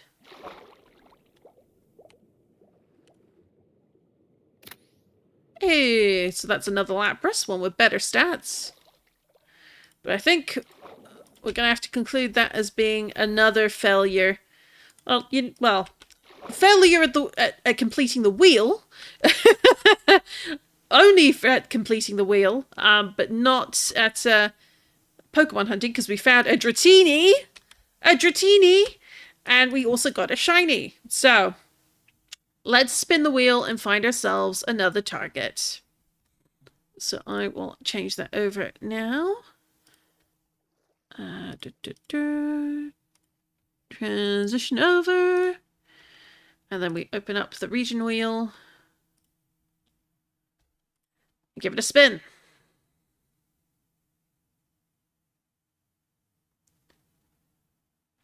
Oh, Kalos region.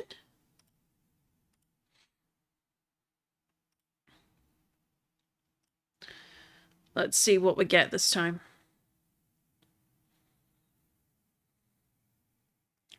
Oh no. A Delphox. Why does it keep wanting the 3rd tier generation? Oh no. Okay. Delphox, it's definitely going to be in the desert. That's where we found Fennekin, so... Okay.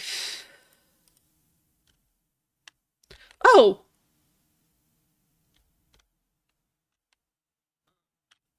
We've got a Dilmize over there, and we've got some dead coral here. So,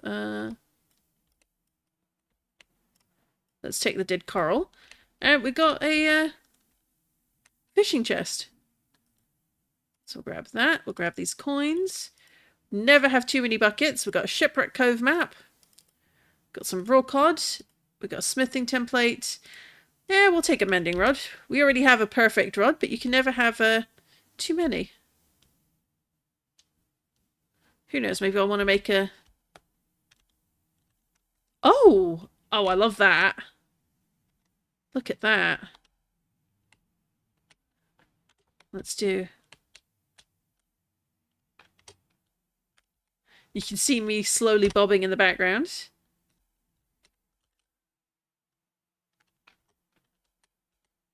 That just looks cool. Definitely a future thumbnail. Let's see what we got on the ship then. Plenty of iron. Won't say no to that. A diamond! Some lapis, some calcium, and gold nuggets. I think I have... Yeah, I've got... Oh, I don't have one that's that good, though.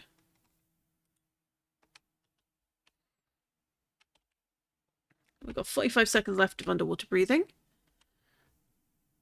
And I forgot to switch the source back again.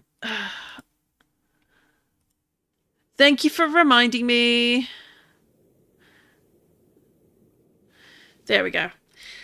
Yeah, pretty much. So all you missed was the dumb eyes. I will grab the screenshot because I think it looked really cool and see if I can figure out how to put it on screen. Paper and a blank map, because of course it is. Great balls.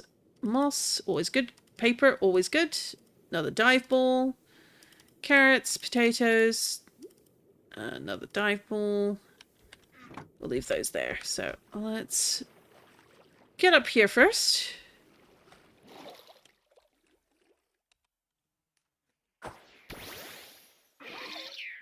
Come on, 1 week. There we go.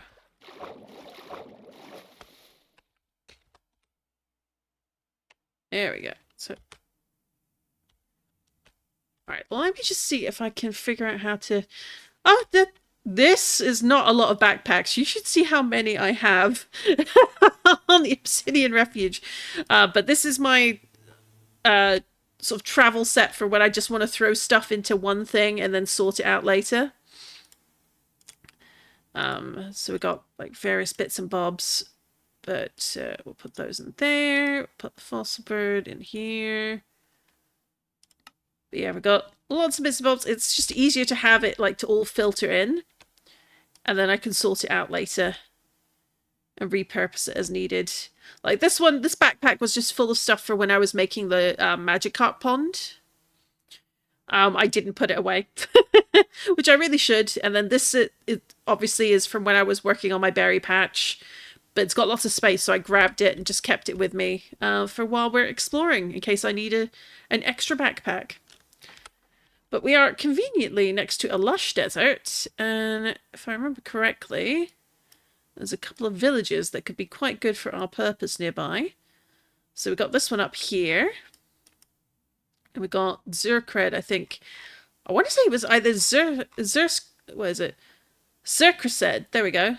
I want to say Zerkrased was where we got the Fennekin last time, but both that and Zeraka could be useful for our purposes. But let me just see. Can I make... Where is open folder? Screenshots.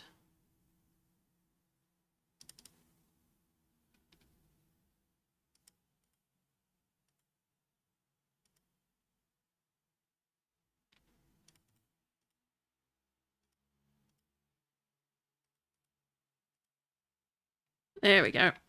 And now let's see if I can get this to show up. Let's add image.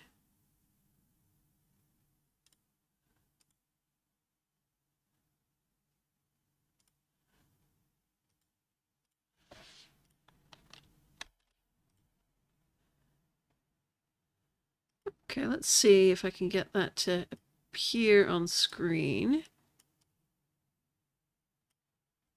Let's transition that. Let me know if you can see this. That is the screenshot that I took while the wheel was still on screen.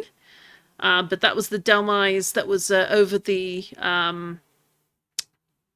shipwreck that we just raided. Right?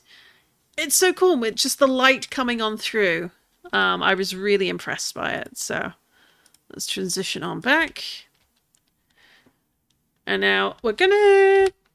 What time is it? So the thing with obviously being affiliate now, like it's oh, you got to keep an eye on those ad breaks, but we've got plenty of time. We've got a good 30 odd minutes before I need to worry about getting inundated with ad spam.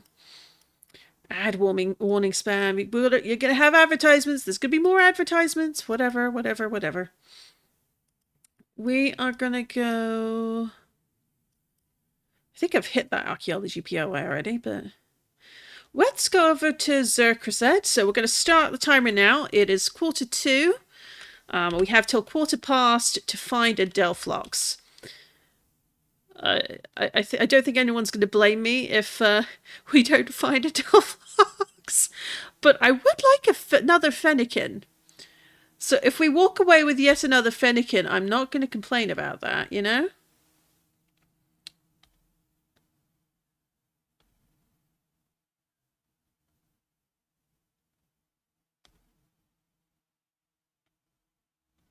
So up and over. I believe it's this way.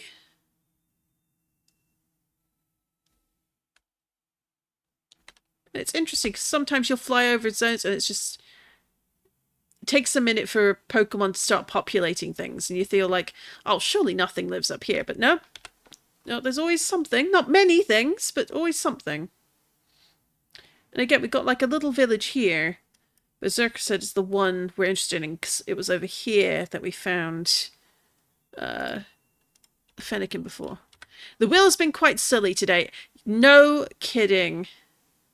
It has surprised me consistently with what it wants.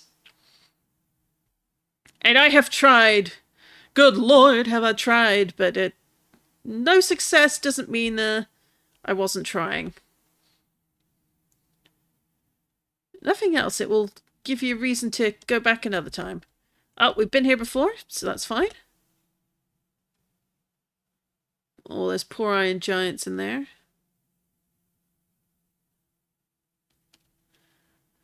So we are going in the right direction, I believe. Oh, we need to go south. Okay. Going a bit too close to Pinktown.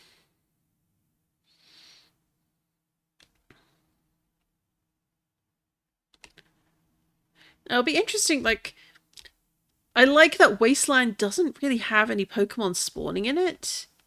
And it is very dead, but it still feels like maybe I should come back like when it's dark. Yes, it is. It is very cool. I know the one you're talking about.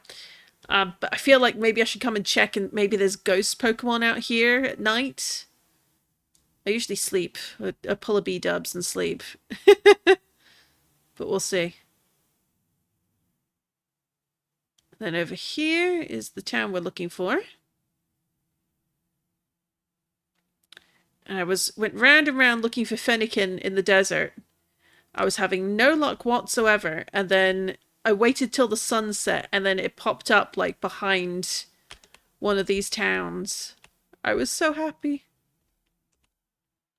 So we're going to stay with this one. I'm just going to see... Like, because we haven't got like a pink rock version. Oh no, it is always pinkish rock, but it's like even bigger one over here going in multiple directions. It's extremely alien and it looks really cool.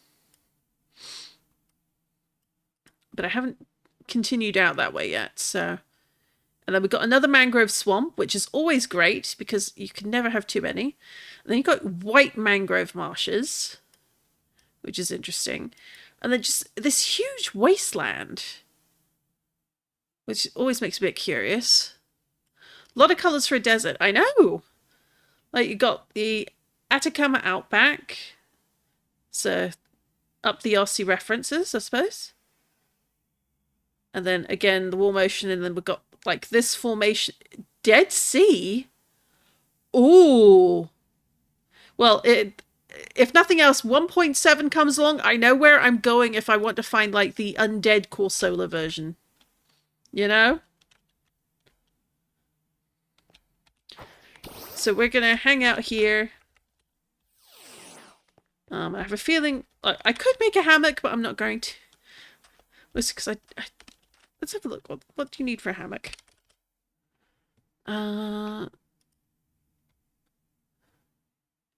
See... Oh, no, I should be able to make one. So we've got a bit of wool. Put the PC back. A little bit of string. And then what was it? Sticks.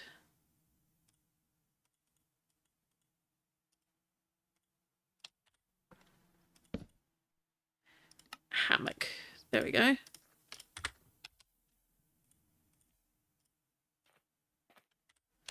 So if need be, this, I believe nighttime is the time to find a Fennekin. The nails and such.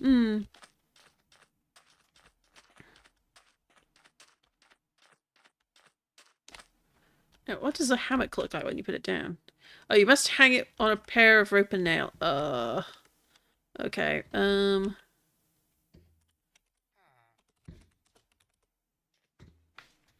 So what do I need for that? Oh, that's not hard. I think we've got... Do we have any rope? I feel like I do have rope somewhere.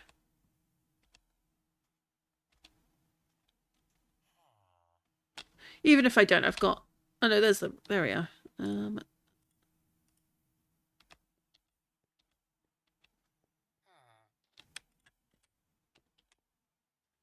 the sun's about to set anyway, so... All of that.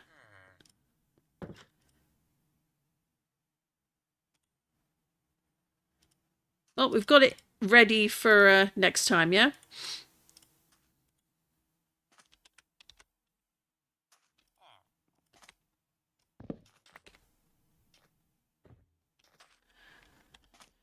Did you look into raspberry flavored? I'm just very curious because I feel like you might like it, and it's personally my favorite mod pack ever. I have not actually had time to look into that. It is on my to-do list. But given that you've rated it so highly, I am very curious to find out more. So I will definitely try and look at that. If not, probably not tonight, because I've got a bunch of things I have to focus on when I finish streaming today. But I will try and get a look at tomorrow and on Thursday at worst. Nope, you're not a good ditto, so we're not interested. It's CurseForge exclusive, that's fine.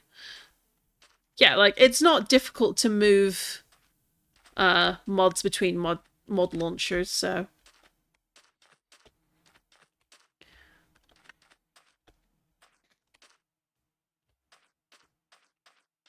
You get little things like... I love the shiny eyes in the dark for things like Shinx. Like, there are so many lovely little details that they include for this game, and like get added by the mod pack, like, and the add-on makers. Like, I just have mad respect for it, you know? Where, oh, where are you?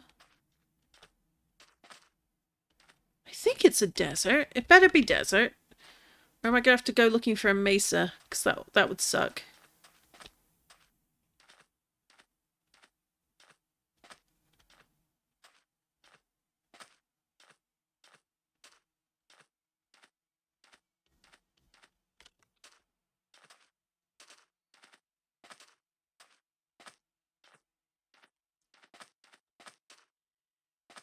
To sum up the pack a bit, embrace the sandbox and adventure, exploring Minecraft experience, going to first remove the end completely. Oh, and tweaking the game's progression to make it more balanced. That's interesting. I do think it's a little bit of a shame to remove the end. That's because but on the other hand, it's like, if you're not going to go there, you don't need it, you know? I mean, I've been playing in this particular world for many, many months, and I still haven't gone to the end yet. But it helps that I have flying through Pokemon, which I think makes a really big difference to, like, building and getting places that you would normally go with an Elytra. Because you have, like, unlike an Elytra, like, flying gives you a lot of, like, options. You can hover, you can stay in place, you don't have to worry about needing rockets to get you anywhere.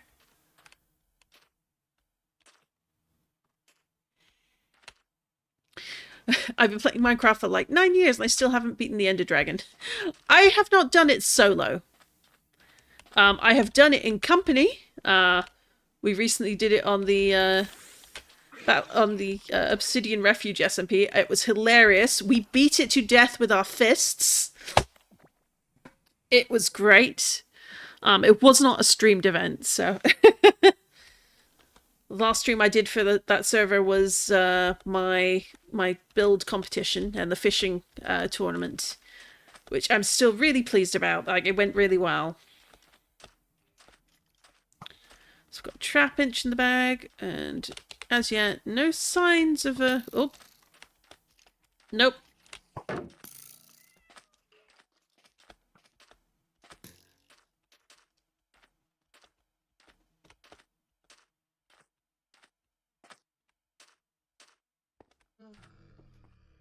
Aw, camel. I love camels. Like, I have no reason to use one in Minecraft, but I love that they're there.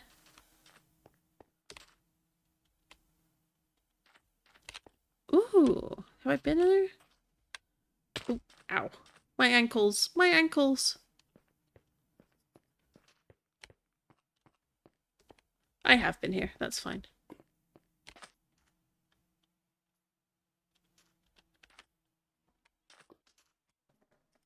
Let's double check. Delphlox.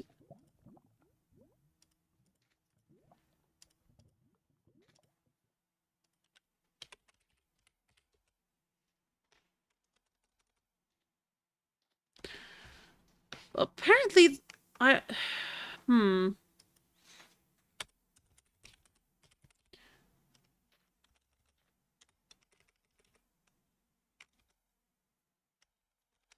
That's the biomes, those spawns.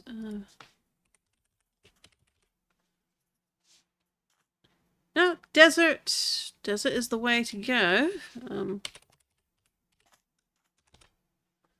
Delphox again. ultra rare in the desert.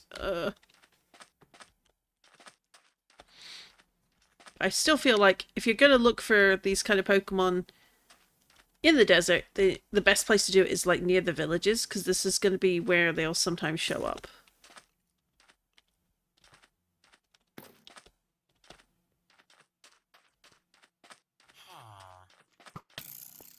Oh. Let's not explode things though.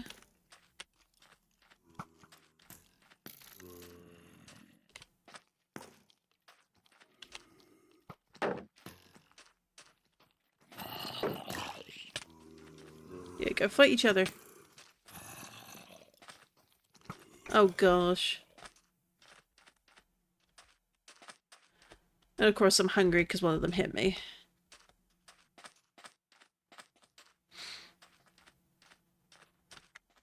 That feels like a place a Delphlox might spawn, or a Fennekin. Come on now. No. I'm not interested in the child. Go away, child.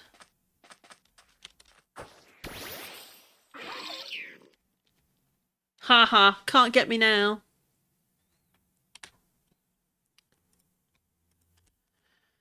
I feel like the village's own spawns might take away from the desert spawn pool, but if it works for you, go for it.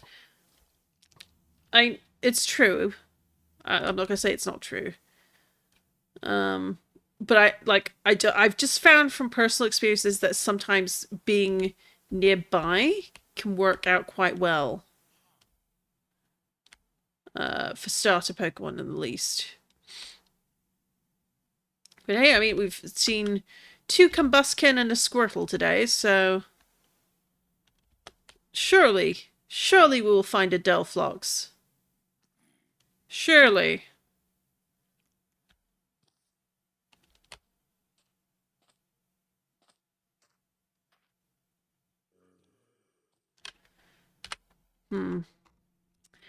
So what I might do is fly over towards this village, but also like checking the different heights and things. Well, that's something I could... Baby Zombie's always scared the living hell out of me. I get so stressed so easily. No, I'm with you. At least if anything was spawned, right? Well, we can hope. Skylight. So it needs to be above ground 8 to 15. Okay.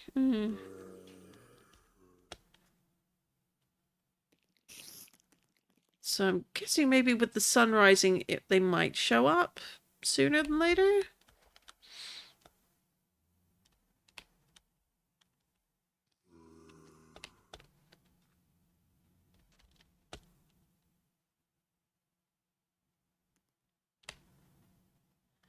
Understandably, they won't show up underground.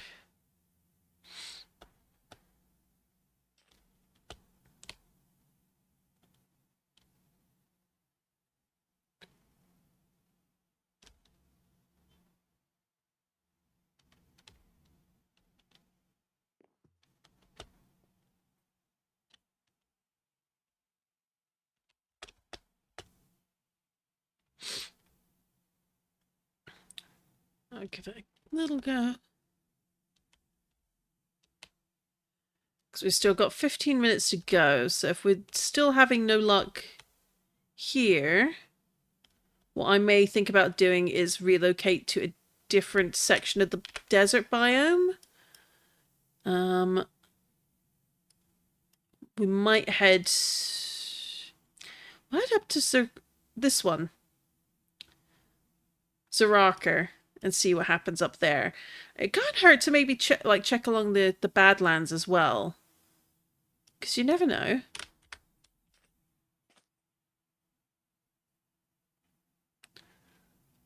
I'm pretty sure they won't spawn in a lush savanna, though. It would be nice, but I ain't gonna bet on it.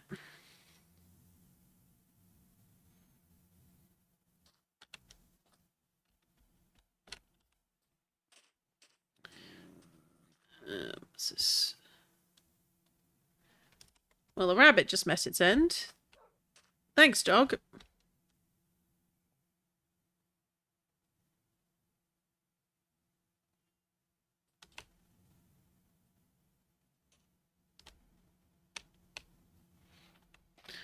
I was trying to look it up, but I'm not seeing anything else. Does it spawn around this? No, pretty much. It's pretty much deserts all the way for Fennekin.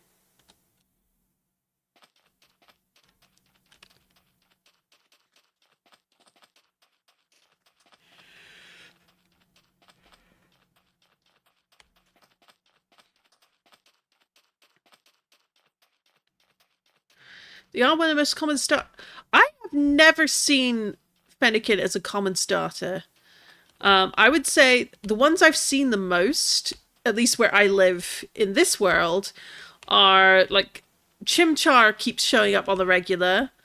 What else? Cyndaquil. I would put Cyndaquil like at the top of the list for like consistent spawns. At least near my base on this world. And depending on if you count them, Eevee comes in close second.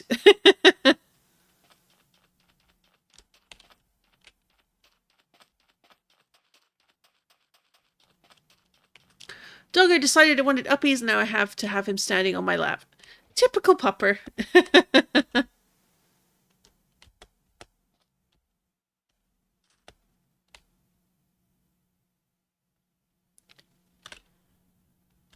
We've got Scraggy and Scrafty.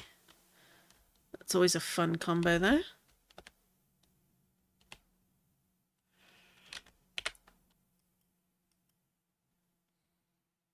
Alright, we're going to relocate. I'm going to go up this way and fly over there rather than take the teleport, because you never know what you might find on the way along, you know? I found quite a bit of Fennekin, but I usually set base around arid one biome, so that might be why. That could be it. I don't usually base in close proximity to deserts, if I'm honest. I mean, I do have a wasteland, but I don't feel like that's the same thing.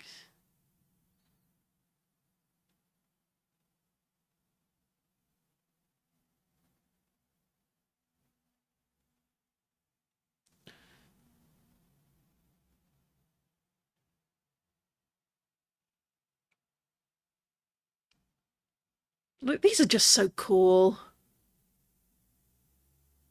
Hello, Pixel Fruits! Just curious, would you be interested in joining a streamer's Cobblemon Academy server? I could potentially be interested. That's very nice of you to reach out about that.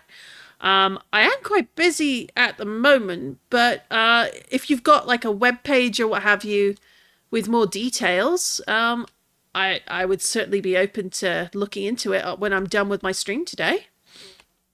The Cobblemon pack, Cobblemon Academy pack looked like a lot of fun. Season 2 looks to be like a huge improvement over the work they did on Season 1. They did a splendid job with it, I think. I like the compact building style desert builds. Not that I even build them, though.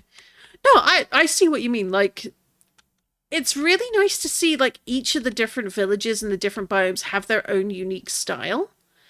And, like, you can clearly see that there's been inspiration taken from actual, like, desert dwellings and, like, keeping in mind things like what kind of style might they go for in a place where there is very little wood, or the sheer heat might cause a lot of trouble,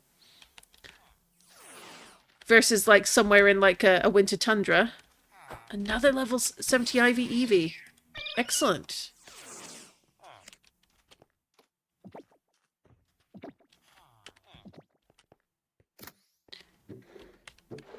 I discovered Pixel Fruit. It'll be on the 25th. I made it 40% grinding and 6% just having fun and explore. Very cool. All right, I'll just make note of that, and I'll reach out to you on Discord later then.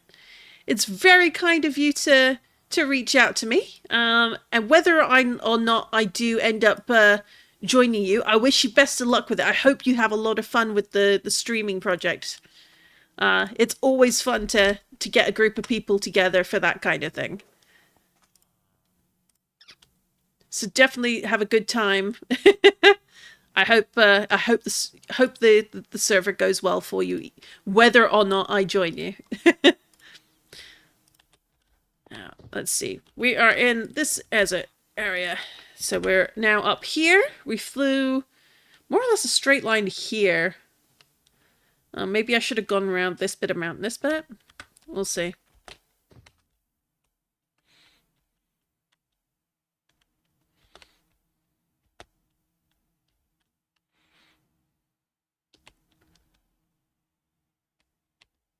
Ooh.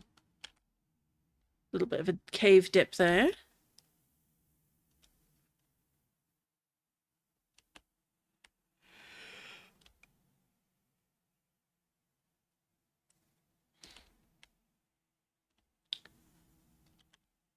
Alright, let's I'm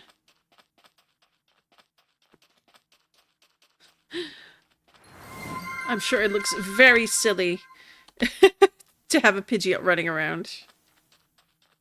Like the feet. The feet amuse me so much. But I approve of the fact that they gave them a running animation. And thank you also for the follow. I'll have to make sure I follow you back. So even if I don't end up taking part, I definitely want to check out your streams and see how well your stream world goes. I will say, I did try the Season 1 pack, and I think one of my favorite bits for it is how they set up the Savari zone. Oh, hello. No, that doesn't look like a dig point, so I'll ignore that. I think it might get new ones for 1.7. Ooh. Oh, don't say that. That would make me so happy. That kind of thing is always great.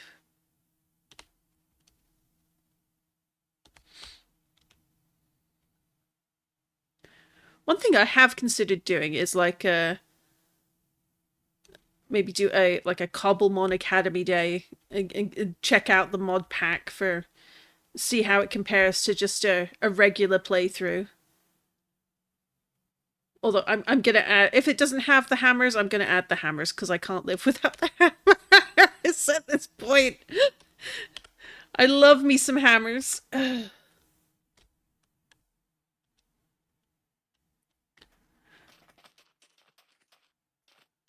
is one of the most common Pokemon, flying Pokemon, so I don't see why they wouldn't animate it. It's true. But it's so funny. Like, I love it. I do. It's so funny to just, it makes me think of, like, if you've ever seen, like, the videos of, like people with their pet parrots, and, like, cockatiels and things, where they run across things, but they're filming them, like, at their level. And the feet just go, boop, boop, boop, boop, boop, boop, boop. And it is the cutest thing, but the funniest thing. And just a Pidgeot doing that, running along the sand. That's too funny.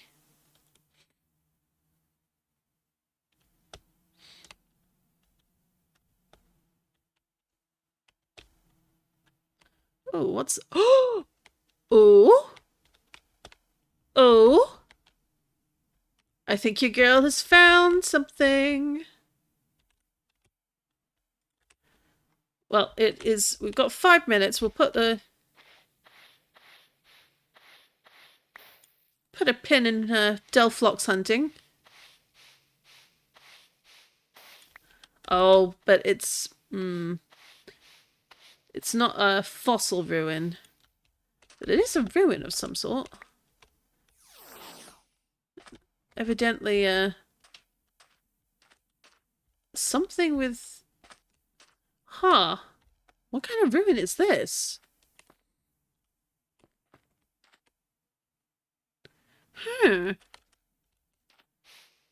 Let's raid all the top and the outside ones so we get the bits and bobs.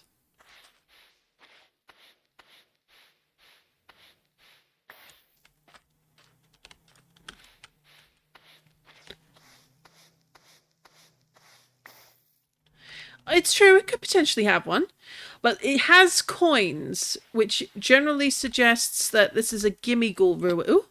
Gimmighoul ruin over a fossil ruin. That's not a negative or a bad thing, but it's not necessarily what I'm after in terms of, archaeology hunts.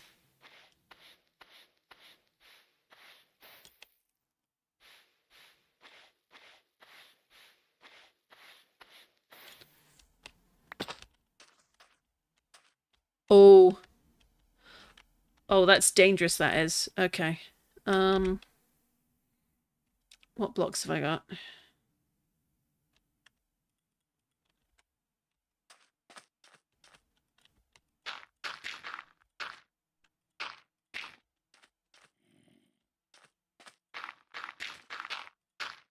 This is liable to collapse if you hit the wrong block. And then you lose all those lovely, lovely bits and bobs. And then I cry.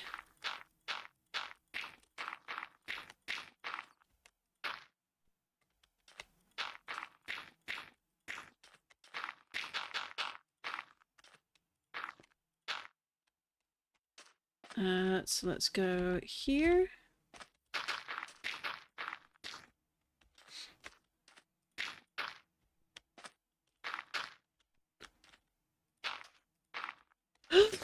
No! Oh, crap. Whew.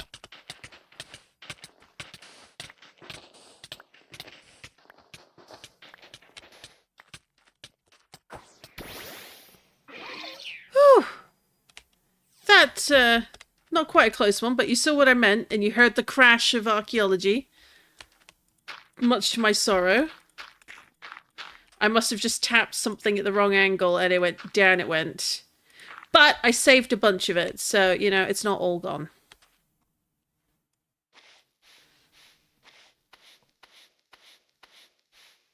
But of course, as it works with, you know, Minecraft archaeology, it's the one you broke that probably had the thing you wanted or needed in it. Yeah, this, we're going to mark it as a come back later site, because I think this is an archaeology point of interest, but it is not a fossil site. And oh, go away. Oh.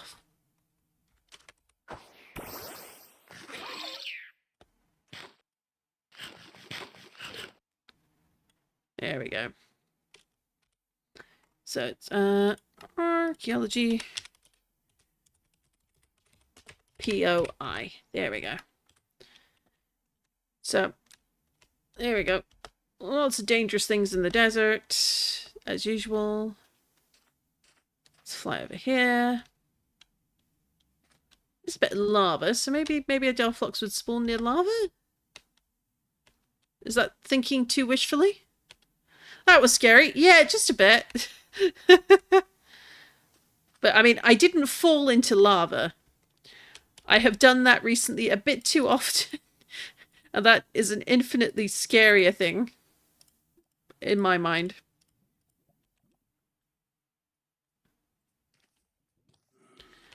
So... Oop. Whoa! Oh! Well, it's a good thing there wasn't any archaeology there, but you watched... It was interesting to see the desert, like, just kind of collapse in on itself there because of the creeper explosion. Goodness me. I think... Yeah, I think we're going to give up on Delphlox. It is the time. The time is now up for that, so... I'm going to say, let's... Where are we at? That's the archaeology POI. Let's fly to Zanzor. It's a trap! It sure is! And we're going to zoom over here. And a backpack mob. No, thank you.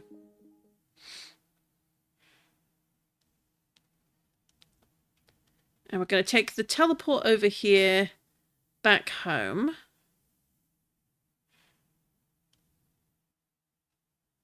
As soon as I remember where it is, there it is. Okay. And of course, a whole bunch of guys don't want to know. And I will get a nap here, and I'm also going to take a quick break to finally refill my water that I keep forgetting. And I will run a quick ad break just so that we get any more long-term ads out of the way. It'll last about 3 minutes, and I'll be right back. So I'll do that, and I will see you shortly, and we will do a couple more spins of the wheel.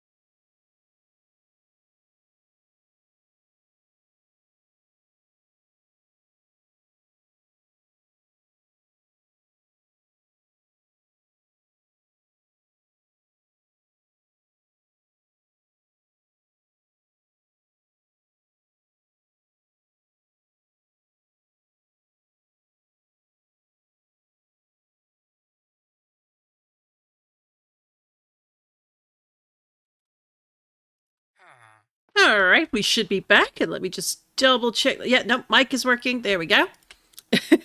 Welcome back, everyone. So I hope everyone's stretched, hydrated, ran to the little streamer's room if you needed it. And while we're here, I'm gonna just show off. Oh! Apparently I'm showing off a shiny Pokemon.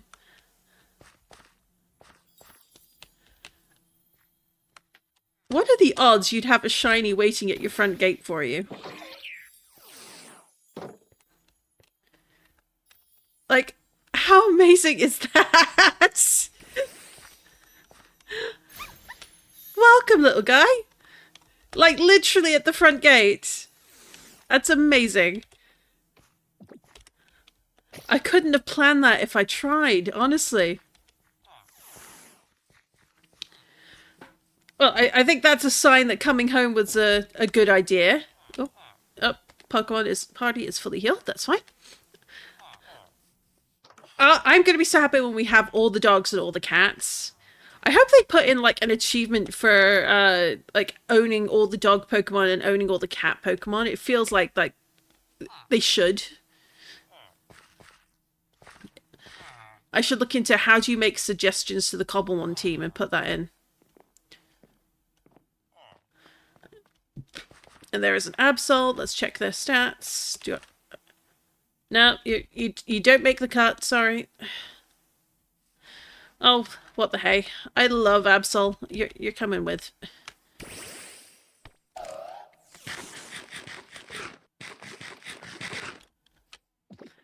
You have direct contact with Vert.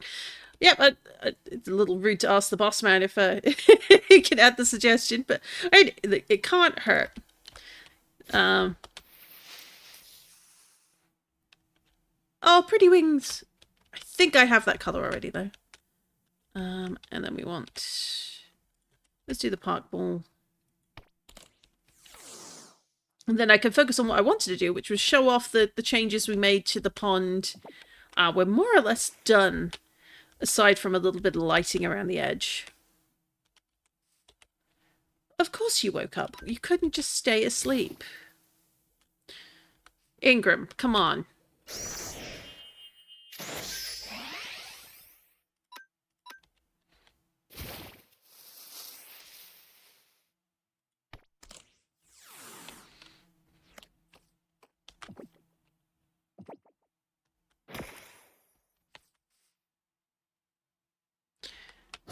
Well, they keep waking up quite a bit.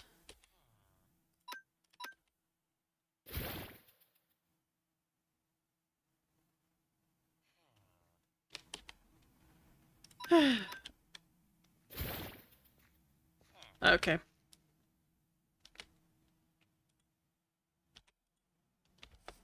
It is, in fact, my turn to act. Let me catch them.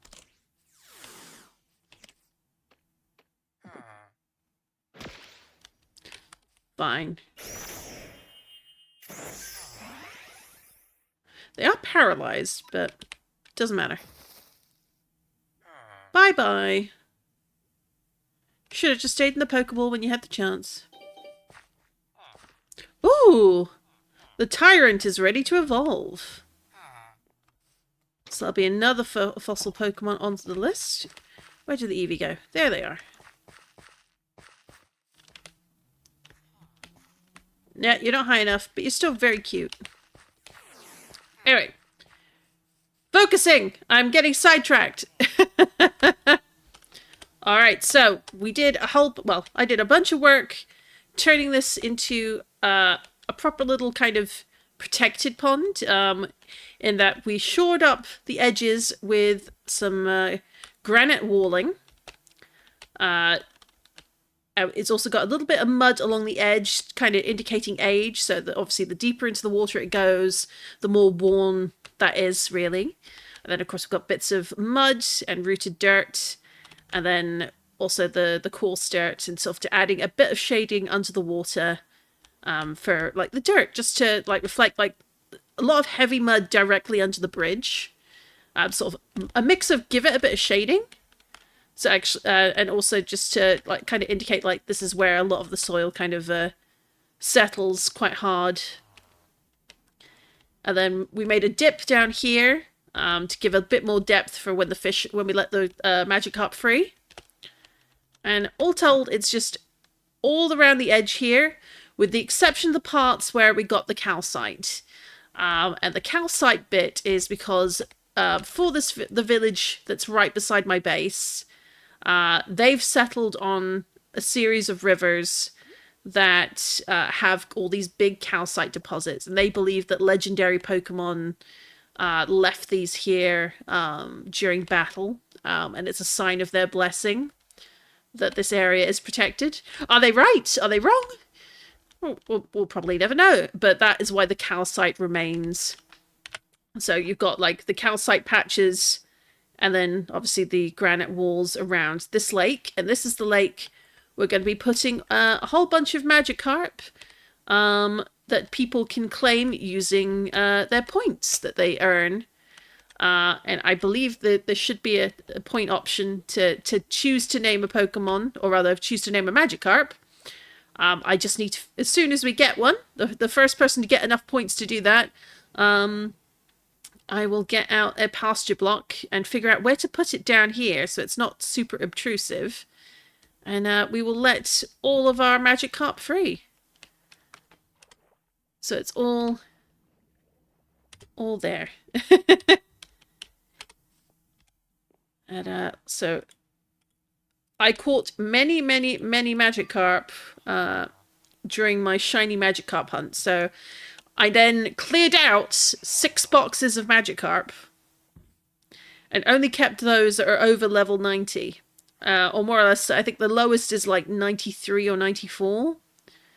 But they've got all their natures and their stat number there. So I might take time to just reorder it so it's like lowest to highest number.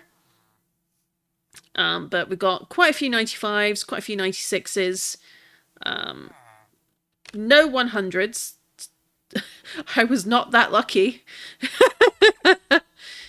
I'd worked so hard for those Magikarp, darn it. And unless I find one at random, the only 2 shiny carp that I'm going to stay are as over here. And for anyone who hasn't seen them, over here is my beloved Phynon, the Gyarados, and he is 94% with Moxie and Adamant. And then up here is his lovely fish Magikarp boyfriend, the one and only Mighty. Extremely golden sparkly over here, with a 76%. Have you done the Darwin achievement? No, I have not. What is the Darwin achievement?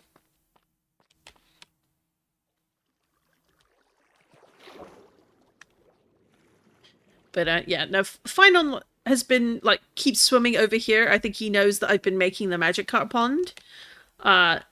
He and Mighty get to stay near the fishing bridge that I made, which I'm still quite proud of. It's got that little fishing dock at the front. But I quite like it. I'm quite proud of it. And the number of shiny Pokemon that showed up while I was actively streaking Magikarp. Well, I pocket them all eventually. Darwin, who's that? It's basically... Oh! Have a level 100 that's on its first stage. Yes, I have heard of that one. I don't think I'm going to get it anytime soon on this server. But I may well end up getting it over on the Obsidian Refuge, as I've got like a Poplio that I've kept at stage 1 the entire time. And I think he's getting up into the 70s now. But we'll see. I'll be very curious to see which Pokemon I get to first there, so... But we have a thing called the Wheel of Cobblemon that we need to spin again. So, let's sort that out now.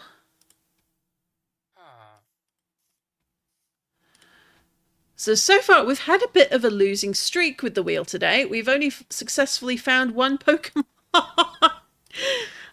Which happens. The wheel is a fickle thing, and Pokemon are even more fickle.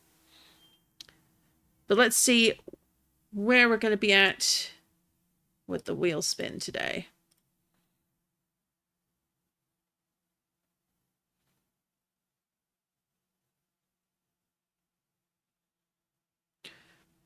Ooh, Kalos region.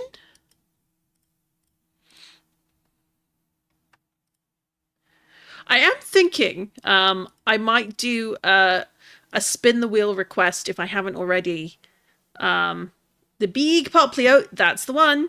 I'm thinking I might do a like wheel spin request for points as well. As long as obviously it's not a busy stream day. Oh, oh, Flababy. Okay. I hope this one isn't going to be too difficult, but with the way it's been today, I don't know that I can trust it. So let's switch on back so we can see in game. Should be easy. Should, especially because we've got one right outside. Does the one that's right outside count, or do I need to move on to a different area, do you think? They've literally shown up to be caught. I kind of feel like I'm obligated now. I guess they felt I needed an easy Pokemon. Because it was already there when we spun the wheel. Well, that's probably hands down the fastest wheel to catch time I've had. All right, next wheel spin. There we go. Let's open region. There we go. Oh, Kanto time. What do we think we're going to get for this one?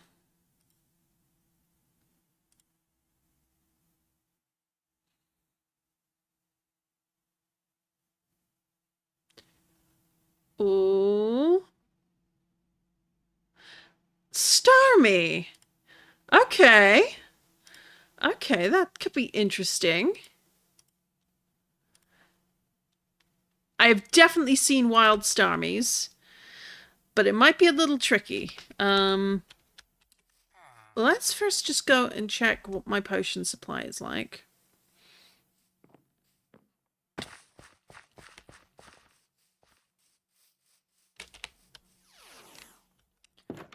So we got downstairs the fossil area, which I still need to finish revamping. But I like having the two couches, but they're going to have some desks, I think. And I'm going to move like these into like the middle of the room, so they're like breaking things up a bit. So like 3 here, and then maybe 3 here, maybe a bit closer to the light in the middle, rather than just having them lining the wall. I feel like bookshelves on the back wall is a good idea. I still don't know what to put here.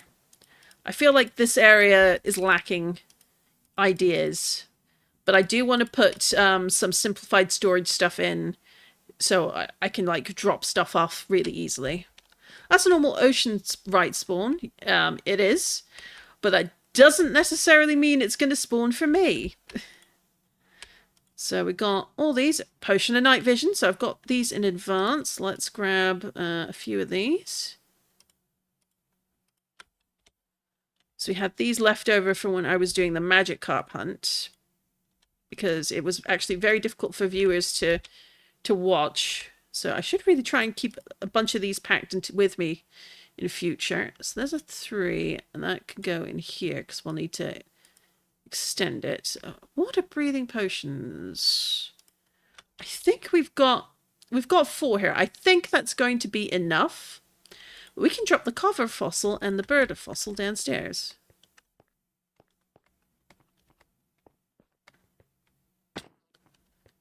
Oh, look, we got another lily waiting for collection.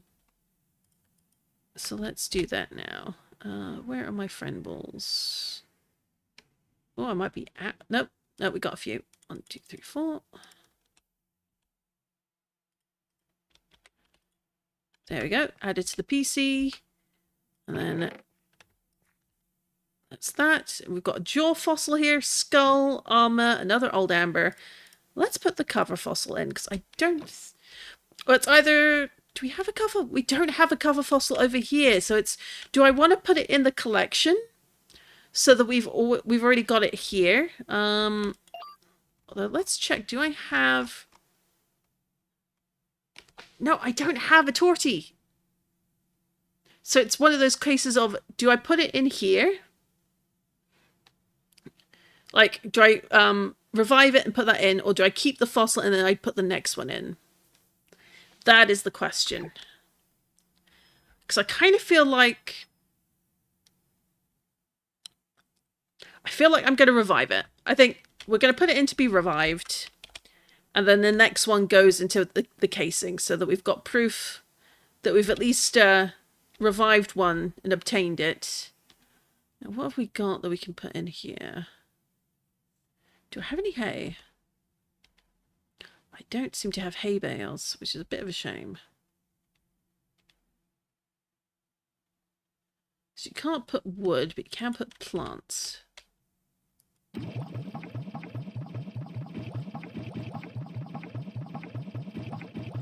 don't think there's going to be enough of this. There we go.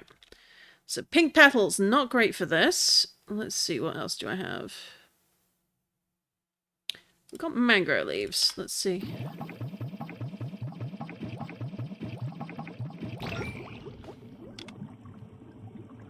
That'll do. Yes, I evolved a lily to a crad lily today, and I really loved how it looked. Like, the green is such an interesting shade for it to turn into, and it just looks so nice. Now, going back to the wheel, we want to find a Starmie. So, we have a couple of perfectly good places nearby that we can go. In fact, we can probably go back to the ocean we were at earlier, which is going to be over here. Because we've got this whole spot. So we've got warm ocean, deep lukewarm ocean. We've got lush stacks, which has got a nice little biome here as well. We've got river, but it's mostly oceans that they hang out in.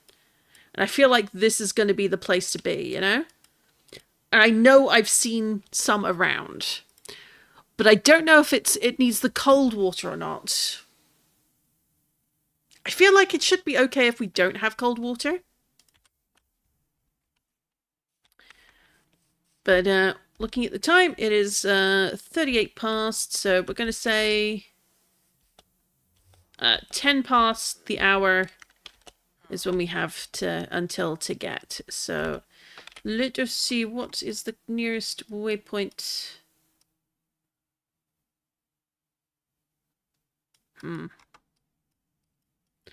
Let's actually go to the submerged... yeah, let's go to this waypoint. Glowing Mushroom Cave. Ooh. Yeah, we'll go to this one, because then we can just go up and down and all around as much as we like. So that's rare.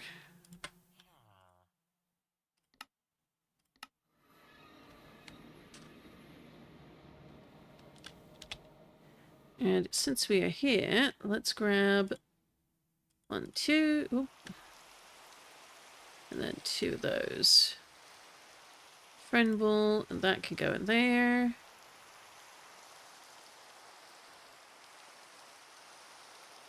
Don't need quite this many shovels in my backpack, so let's drop those in there, because light didn't help.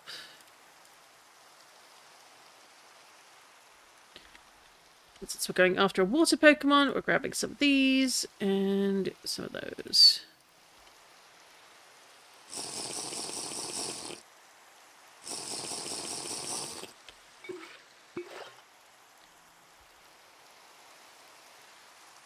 Off we go. So we are looking for a Starmie. So we're going to keep an eye on the minimap, as well as the world ahead of us, and see what we can find. Well, already we've got a Gyarados, which is not what we're after, but, you know, doesn't hurt to know it's out there.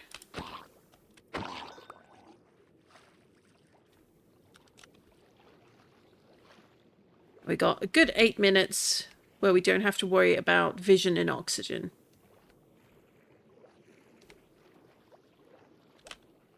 So just give the game a minute to catch up. Did you add any new biomods? Because I recall the mushroom cave coming from regions unexplored, and I don't think that was one of the two you told me you were using. I can't just have the cave, and I'm completely wrong now. I don't have that. Oh look, we've got a Staryu, but that's not a Starmie. But I think it's a good sign that a Starmie could potentially spawn here. No, it's something that does randomly spawn with this particular, with one of the 2 biome packs I put in. It's just, there's lots of shiny mushrooms down there, specifically. The mushrooms stood out to me the most. So I made note of it. And, ooh, look.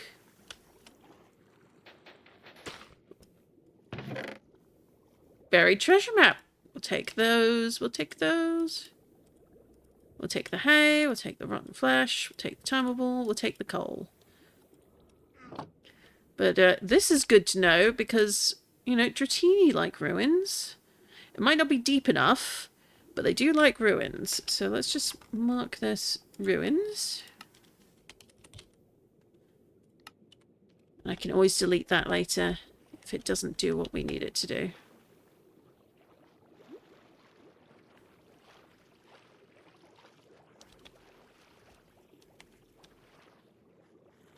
I'm still super chuffed we got a ruins. What is your favorite Pokemon number 1? That is a good question because I like so many. I really do. I think hand over heart, I have to say I really like Ponyta, both the original version, the original Kanto version, and the Galarian version. I especially love how the blue mane looks on shiny Ponyta.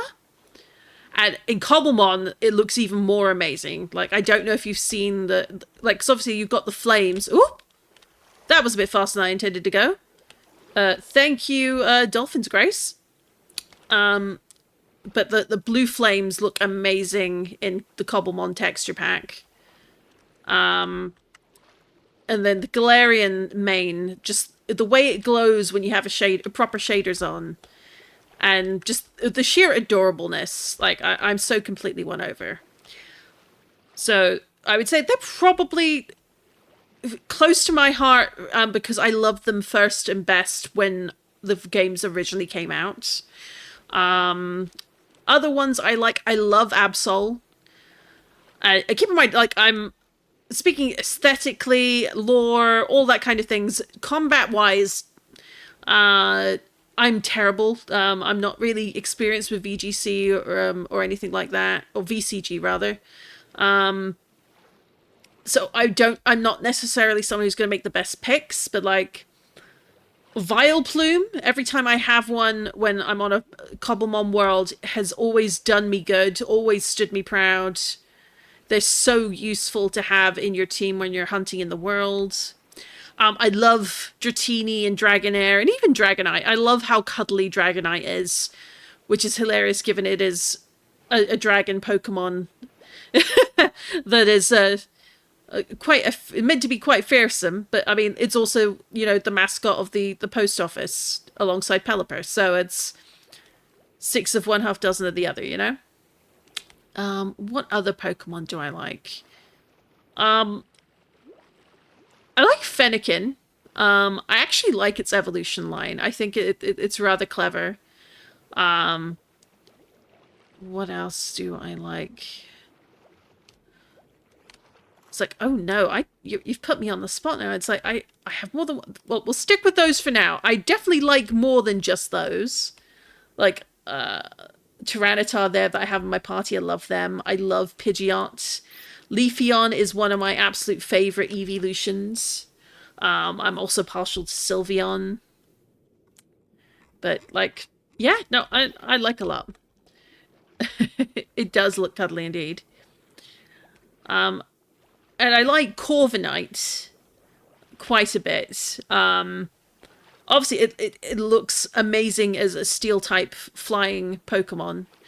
But also like the Corviknight taxis in Sword and Shield, like what a fantastic idea! Like they're clearly based on like the London black cabs.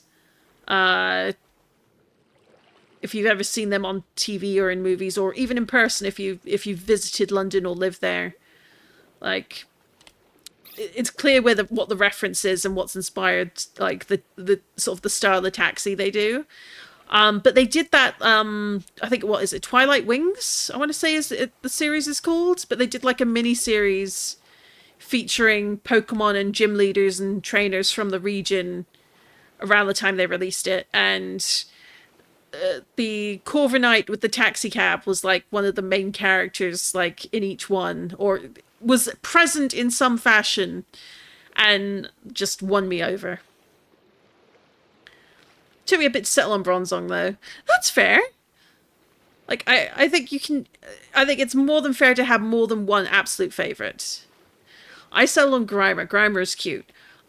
Grimer is a surprisingly cuddly guy for someone who is meant to be very poisonous. Clearly, it's all bad press.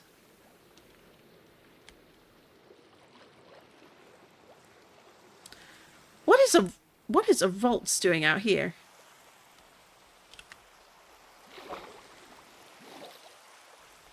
Like, what? I feel like we need to do a What are you doing up there? How did you get over here?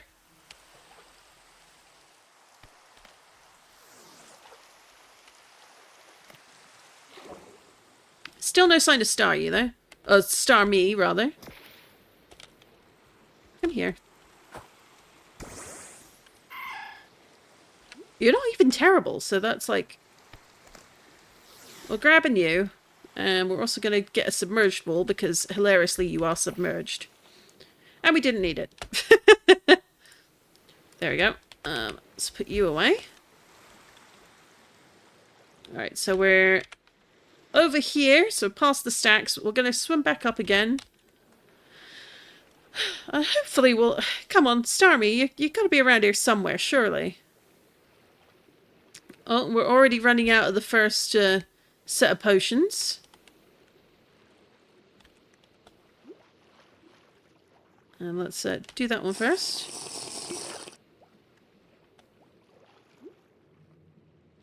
Yep, there it goes. So let's put those away. Surely we gotta find a Starmie somewhere down here. Not bad, but I have better. Is there anything down here? Starmie! Are you around here?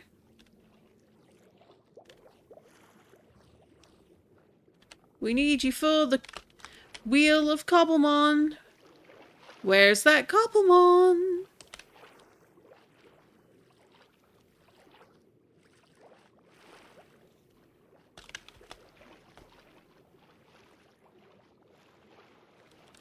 This is rapidly turning into a Sir not appearing in this episode kind of deal.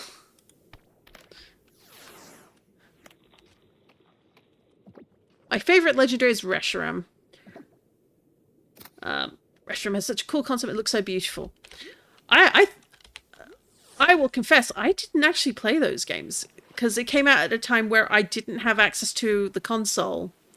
There we go! There we go! Clearly Reshiram is the reason that Starmie spawned. Maybe it's a sign I need to try and find the games and play them in future. Because I've only heard good things. Like, I've only ever heard really positive press about it, but I never got hold of them because I didn't have the console at the time. And then, of course, it was one of those cases of Nintendo making it hard to get any of the games. As Nintendo is wont to do. Because why release a compilation of, you know, the games? Reshiram's blessing summons Starmie to our side. That is clearly how it works. So let's get 1 week to fly us just into the air for a little bit of safety. Oh, come on. Actually, no, we'll put you away. I'm going to sink to the bottom. We've got a nice clear view. And while it's doing that, time to spin the wheel again. So let's do a fresh wheel spin. So you pick the region.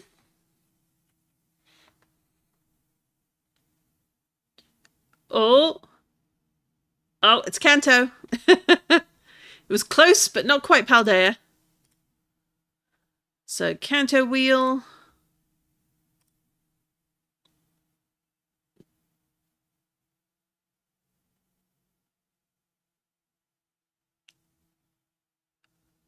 Oh.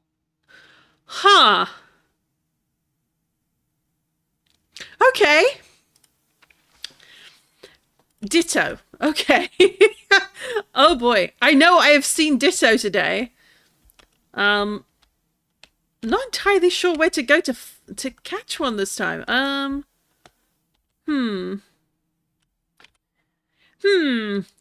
Okay, let's fly over to the village. Because Dittos do seem to like villages. What else do they seem to like? They do like meadows and things. But we've seen it in the desert. Let's switch the screen back so that you're not looking at the delightful wheel and instead looking at the rain-filled skies of my Cobblemon world. Matt, it should be an easy catch, right? The catch, the actual catching, yes. The spawning, no. You've been here when we had that time where the easy spawns did not show up and all the hard ones did. Today it's a bit reverse. But now it's a case of, like, where to go to spawn it. We got this lovely little bit of meadow. Tyrant is ready to evolve. Oh, we should do that. Well, let's get over to the village.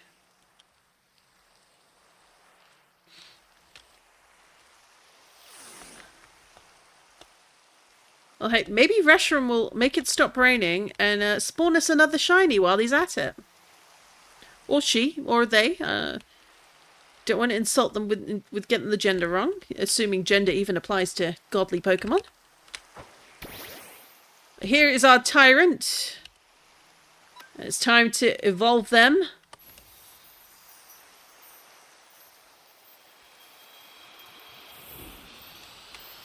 Here we go.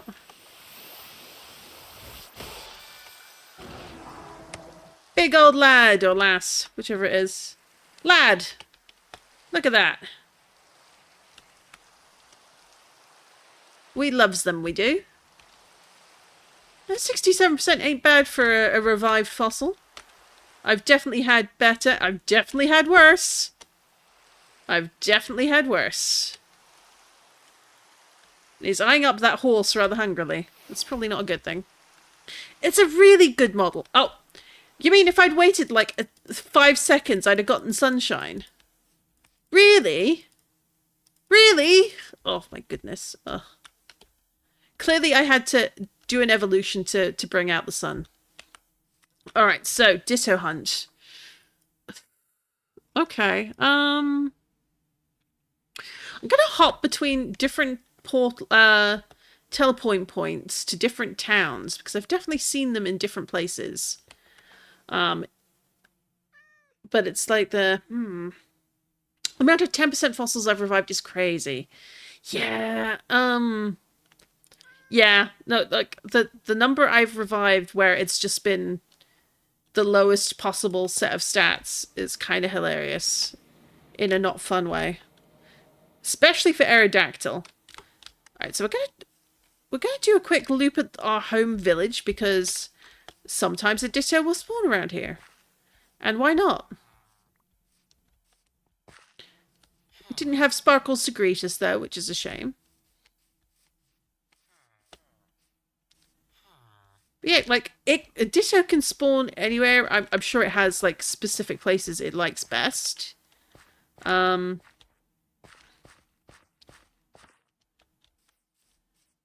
I've heard like pillager mansions can actually be rather good for Dittos, but I don't think I've even found one on this world. I'd have to probably raise a cartographer, I think, and try and get one of those map options from their list. That could be fun, actually. And it'd be a good way to find the stronghold, too. So we're going to just do a quick loop around home base, and then we'll go on to a different village.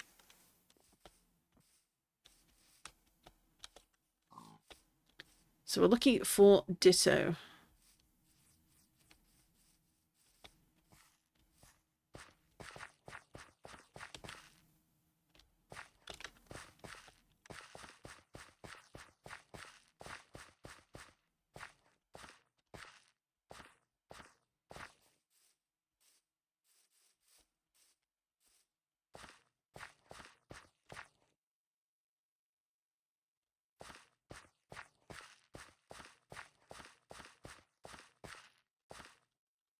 There we go.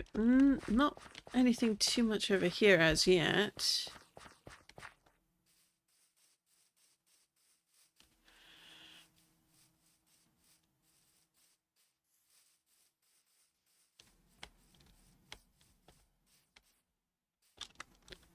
It's like, I've definitely had some spawn, like, next to my apricorns and in the berry patch.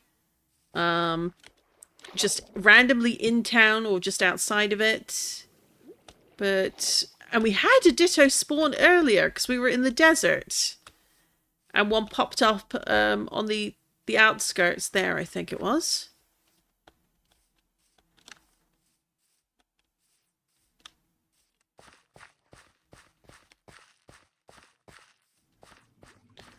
So keeping an eye open on our surroundings.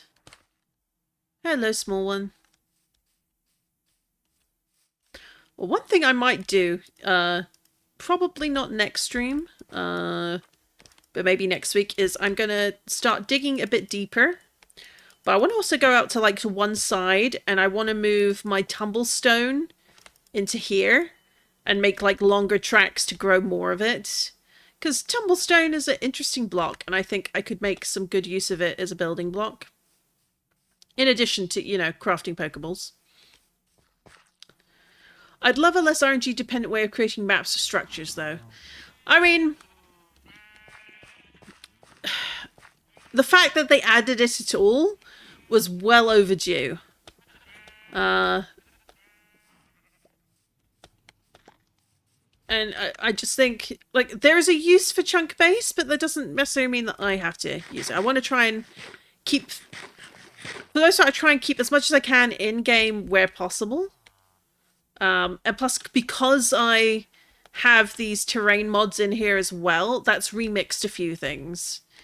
So if I try and do, like, sites that would normally pick up, oh yeah, you can find ocean monuments here or shipwrecks here and all that, it's not necessarily going to apply anymore because I have these mods, you know?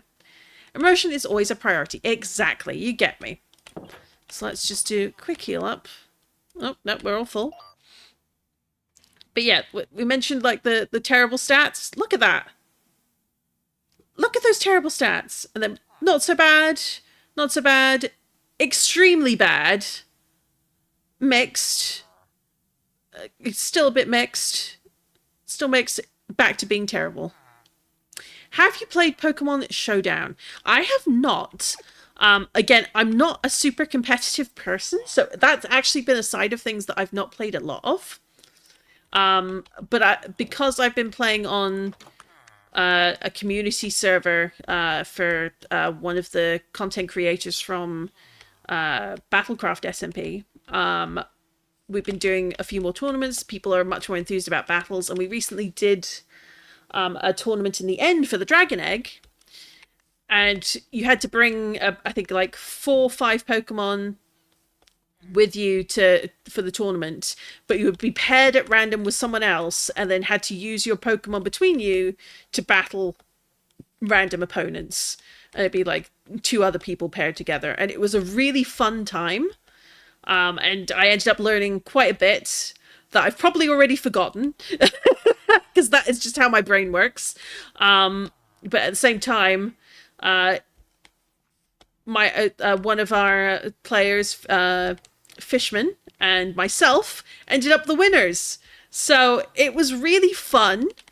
It also made people think outside the box, because you could only use 3 of the Pokemon that you brought with you, and then you had to use 3 of the other players for your 6, because it was VGC doubles.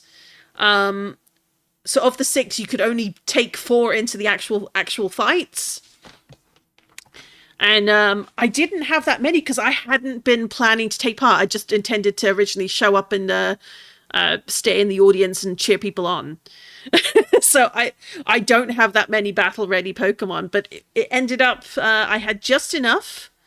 And I was able to pull my weight, and Fishman did a real heavy carry. But one thing we found is I have a pretty well-rounded Gyarados. Not the highest special attack, but pretty decent attack, and has enough help. Yes, he did. Vert just voluntold me that I was taking part. Our team was like, I brought a Krillia. No, I didn't. I brought a Vileplume. I brought my mini Gyarados, half pint. What was the other one I brought? And I brought an Amoonguss called Suskus. And I had another one, and I think I brought the Krillia, but because the Krillia wasn't very high level, I opted to kind of leave them out of the initial draft.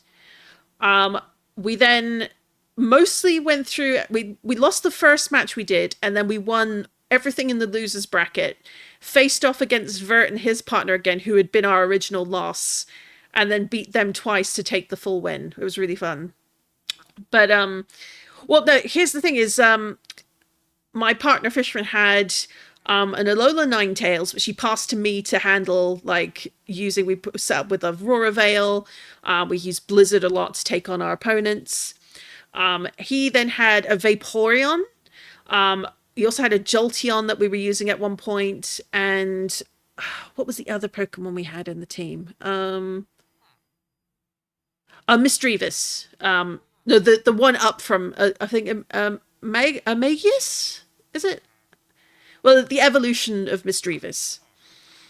And one of the things we actually found in the middle of one of the sort of loser brackets is the Vaporeon he has like that ability where if he gets hit by a water attack, it heals him instead of taking damage. And we realized I had Brine assigned as one of my moves on my Gyarados. Brine does more damage to the target if they have under half health. So essentially, I hit his Vaporeon, who was under half health with Brine. It crit to heal him. But because obviously his special attack wasn't as high, he didn't get as much healing as he could have. In which case we switched to Aqua Tail, which did work out quite well. But the Brine against the Vaporeon came in clutch. And because everyone had brought in, like, some people brought in meta teams, but it meant they had crossover. And since you couldn't have multiples of the same Pokemon in the same time, it meant people had to really think, okay, how are we going to work together with your Pokemon and my Pokemon when we only got that? Because you couldn't bring in any that you hadn't already listed as your team. So you couldn't just swap in, like, the spare Blissey or the whatever Pokemon you had in your backpack. You had to only use the ones you brought, like, listed as participating. It was really fun. It was really cool. And everyone had a really good time. And I think we're probably going to see more matches like that in the future. Because, also the server is base Cobblemon, so we don't have any of the we don't have any of the mods that we don't have all the ons. We don't have the mega of evolutions or the Dynamax or anything like that.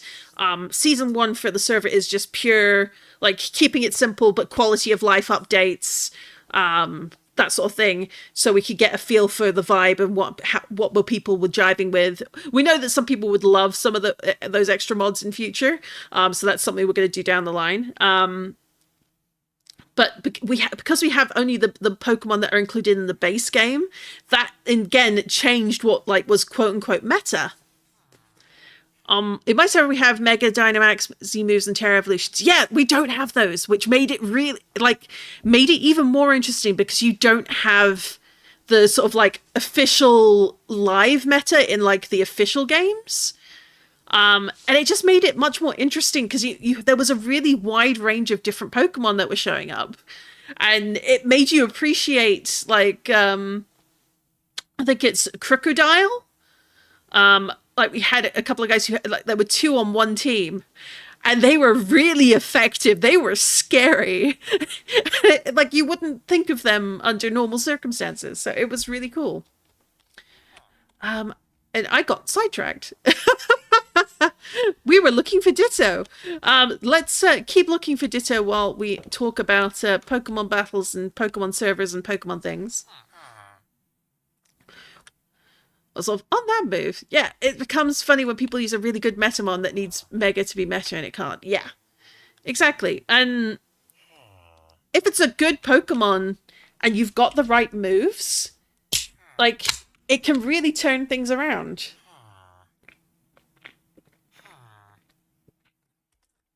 And sometimes, like, I think in our final battle, I had the Alola Ninetales in my party because he'd passed it to me. And I brought my Amoonguss instead of my Gyarados because we wanted to take advantage of, like, the Sleep Powder, Paralyze, things like that. And the number of times that went off and the Pokemon, our opponent just kept sleeping and sleeping. And they were, like, a super dangerous Primarina and a really strong Gallade and the most terrifying, I think it's a Crobat. Yeah, I think it's Crobat.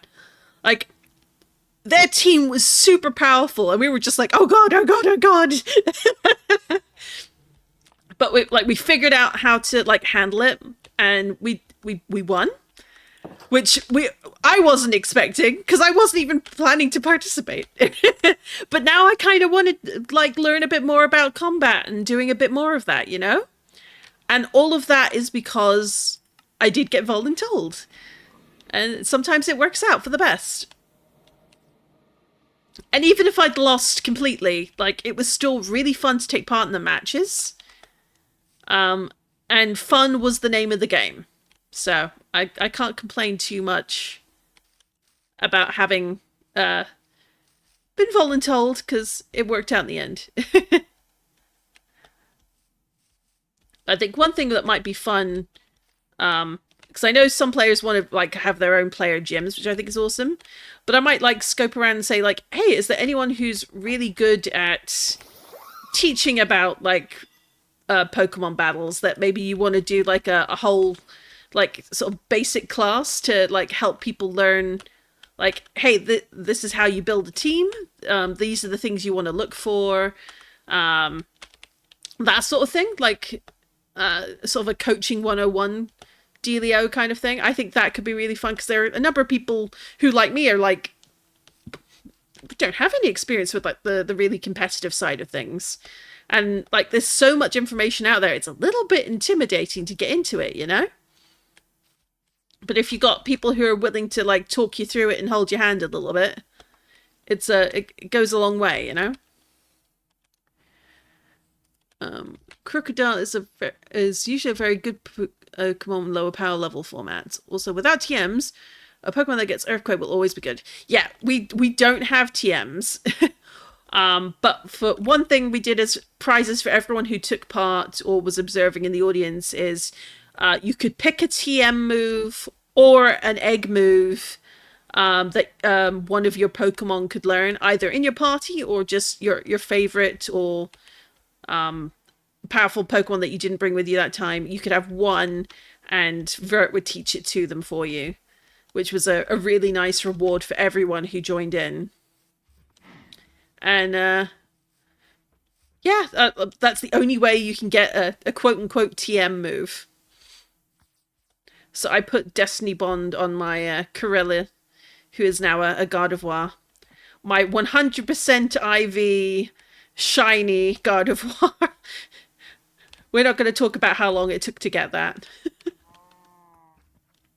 Learning about VGC is intimidating first, but it's very fun when you get into it. Yes.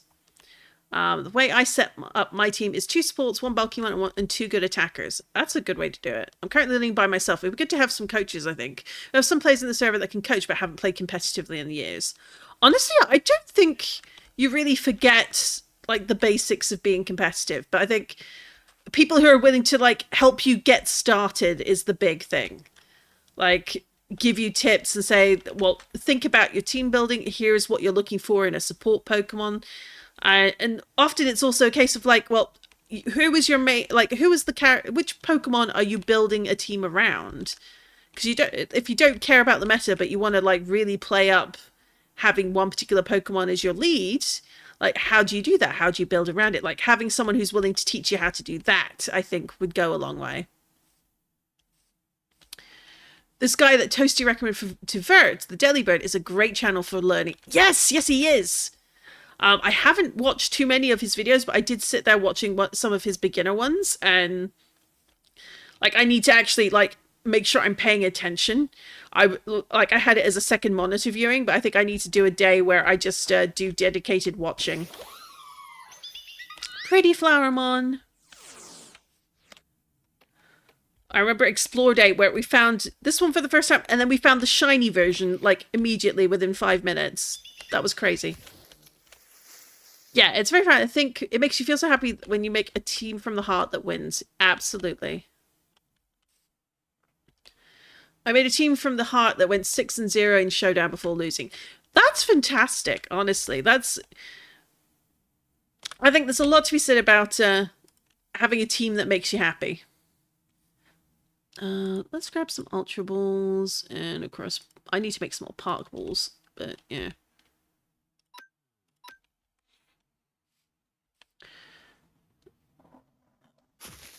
I've been roaming around my world. I can't decide for a place to make my base. Oh, no. Are you not going with your Lush Cave idea anymore? Or was that just a starter base that you did with that one?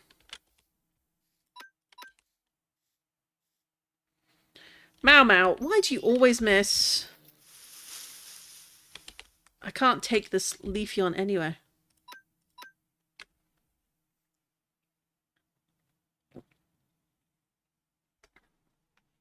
There we go, finally.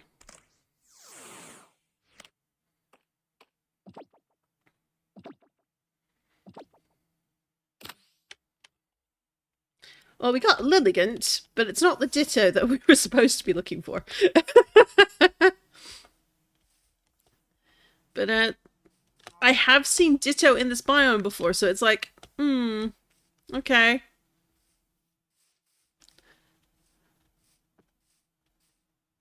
And the regrettable state of a abandoned village that did have some zombies in it at one point, but they all kind of burned up in the sunshine. So, oh well. Bye-bye zombie villagers. And I think one of these hills I found a Bagon, and then I haven't seen any more since, which is typical. I think I marked on the map where the Bagon Hill was. There we are. It's over here.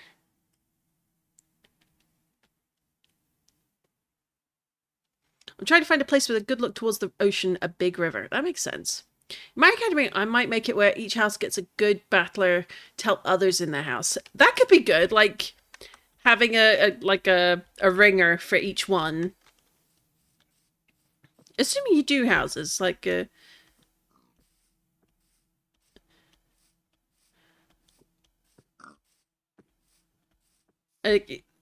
helps that, like, if you've got a lot of folks who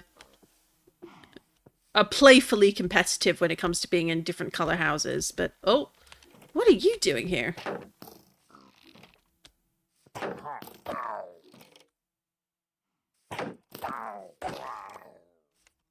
Goodness me. They're so rude. I think, though, we might be out of luck when it comes to Ditto. I'm not looking in the right places. But that's okay. We've been having a great conversation.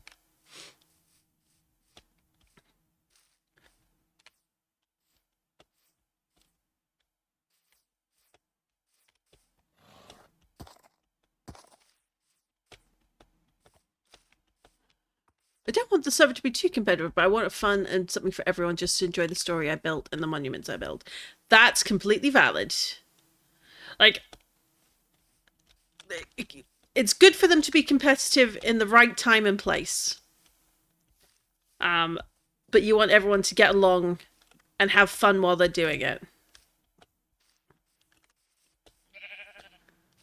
Yeah, it's not the primary focus, which I think is a good thing. Like, there can absolutely be servers where that is the primary focus, and those are awesome. But if that's not what you're wanting for your server, then definitely make that clear up front that, yeah, it's going to happen, but it's not the be-all, end-all of existence. Yeah. Because if everyone's not on the same page, even if, like, you want people who enjoy a variety of different things, if everyone's not in agreement, it can lead to a bit of a clash of culture. Definitely been there, and that's never fun if it goes poorly. But if people are like have lots of different things they want to do, but they're all gung-ho to do everything together and like learn from each other, then like that's the best combination ever.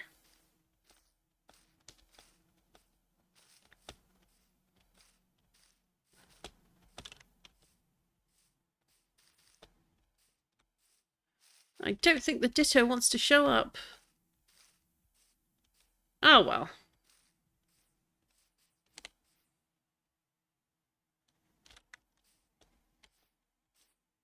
The pink blob doesn't want to be in the pink biome.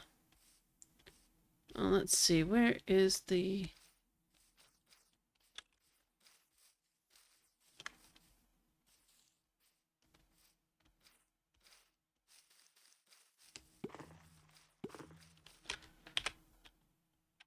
There it is. The waypoint's up there.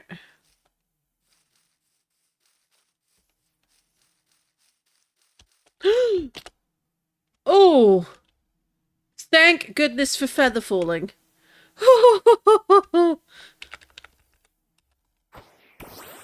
That's all I can say. Thank goodness for feather falling 4. I thought I could make that jump. I did not make that jump.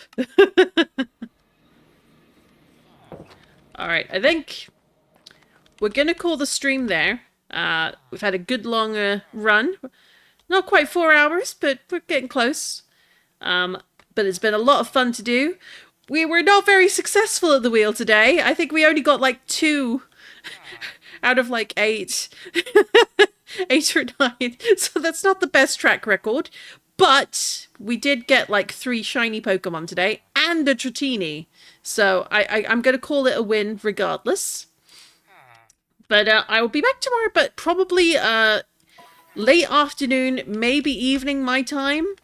I have some stuff going on tomorrow during the day, which means that I probably won't be as available as I'd like to be. If I don't stream tomorrow, then I'll push it to Thursday because I have a lot more free time on Thursday. We'll see how it goes. But I do try and keep my days to for Minecraft to Mondays and Tuesdays and Wednesdays. And then on Sunday, we are back with Armored Core 6 and more mecha mayhem and explosions and beating people up. Especially now we have that charge kick. Like, that does so much damage. I'm constantly surprised by how much damage that charge kick does, if I can remember to pull it off. But it was a fun stream, so that is a win.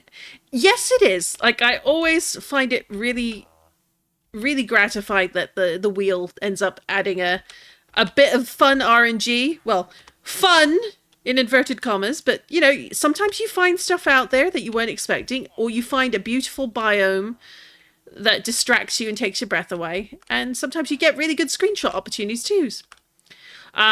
What we'll probably do tomorrow or Thursday, depending on what day it is, I'm going to resume the hunt for Chikorita. It's time. I want to get Chikorita. I want to get Mudkip. I want to say that, like, if we do just the Kanto Dex, so we got Johto Dex, like, so we've got Mudkip, so it's not Mudkip I was after, it was Totodile.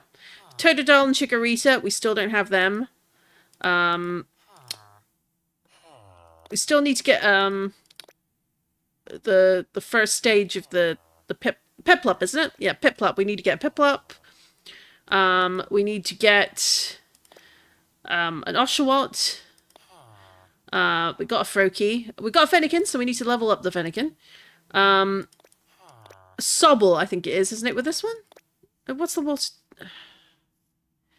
It's like, I see so many Rowlets, I see so many Listens, and then I'm blanking on which water type goes along with them. Is that actually Poplio? It is Poplio, isn't it? I'm a moron. But Sobble I don't have, and Sobble I need to get, for sure. But it's one of those things where it's like, I just have so many Pokemon I'm still outstanding. So it's like, we'll get there in the end eventually. Oh! There's actually a rideable Pokedex search listing. I did not know that. That's amazing.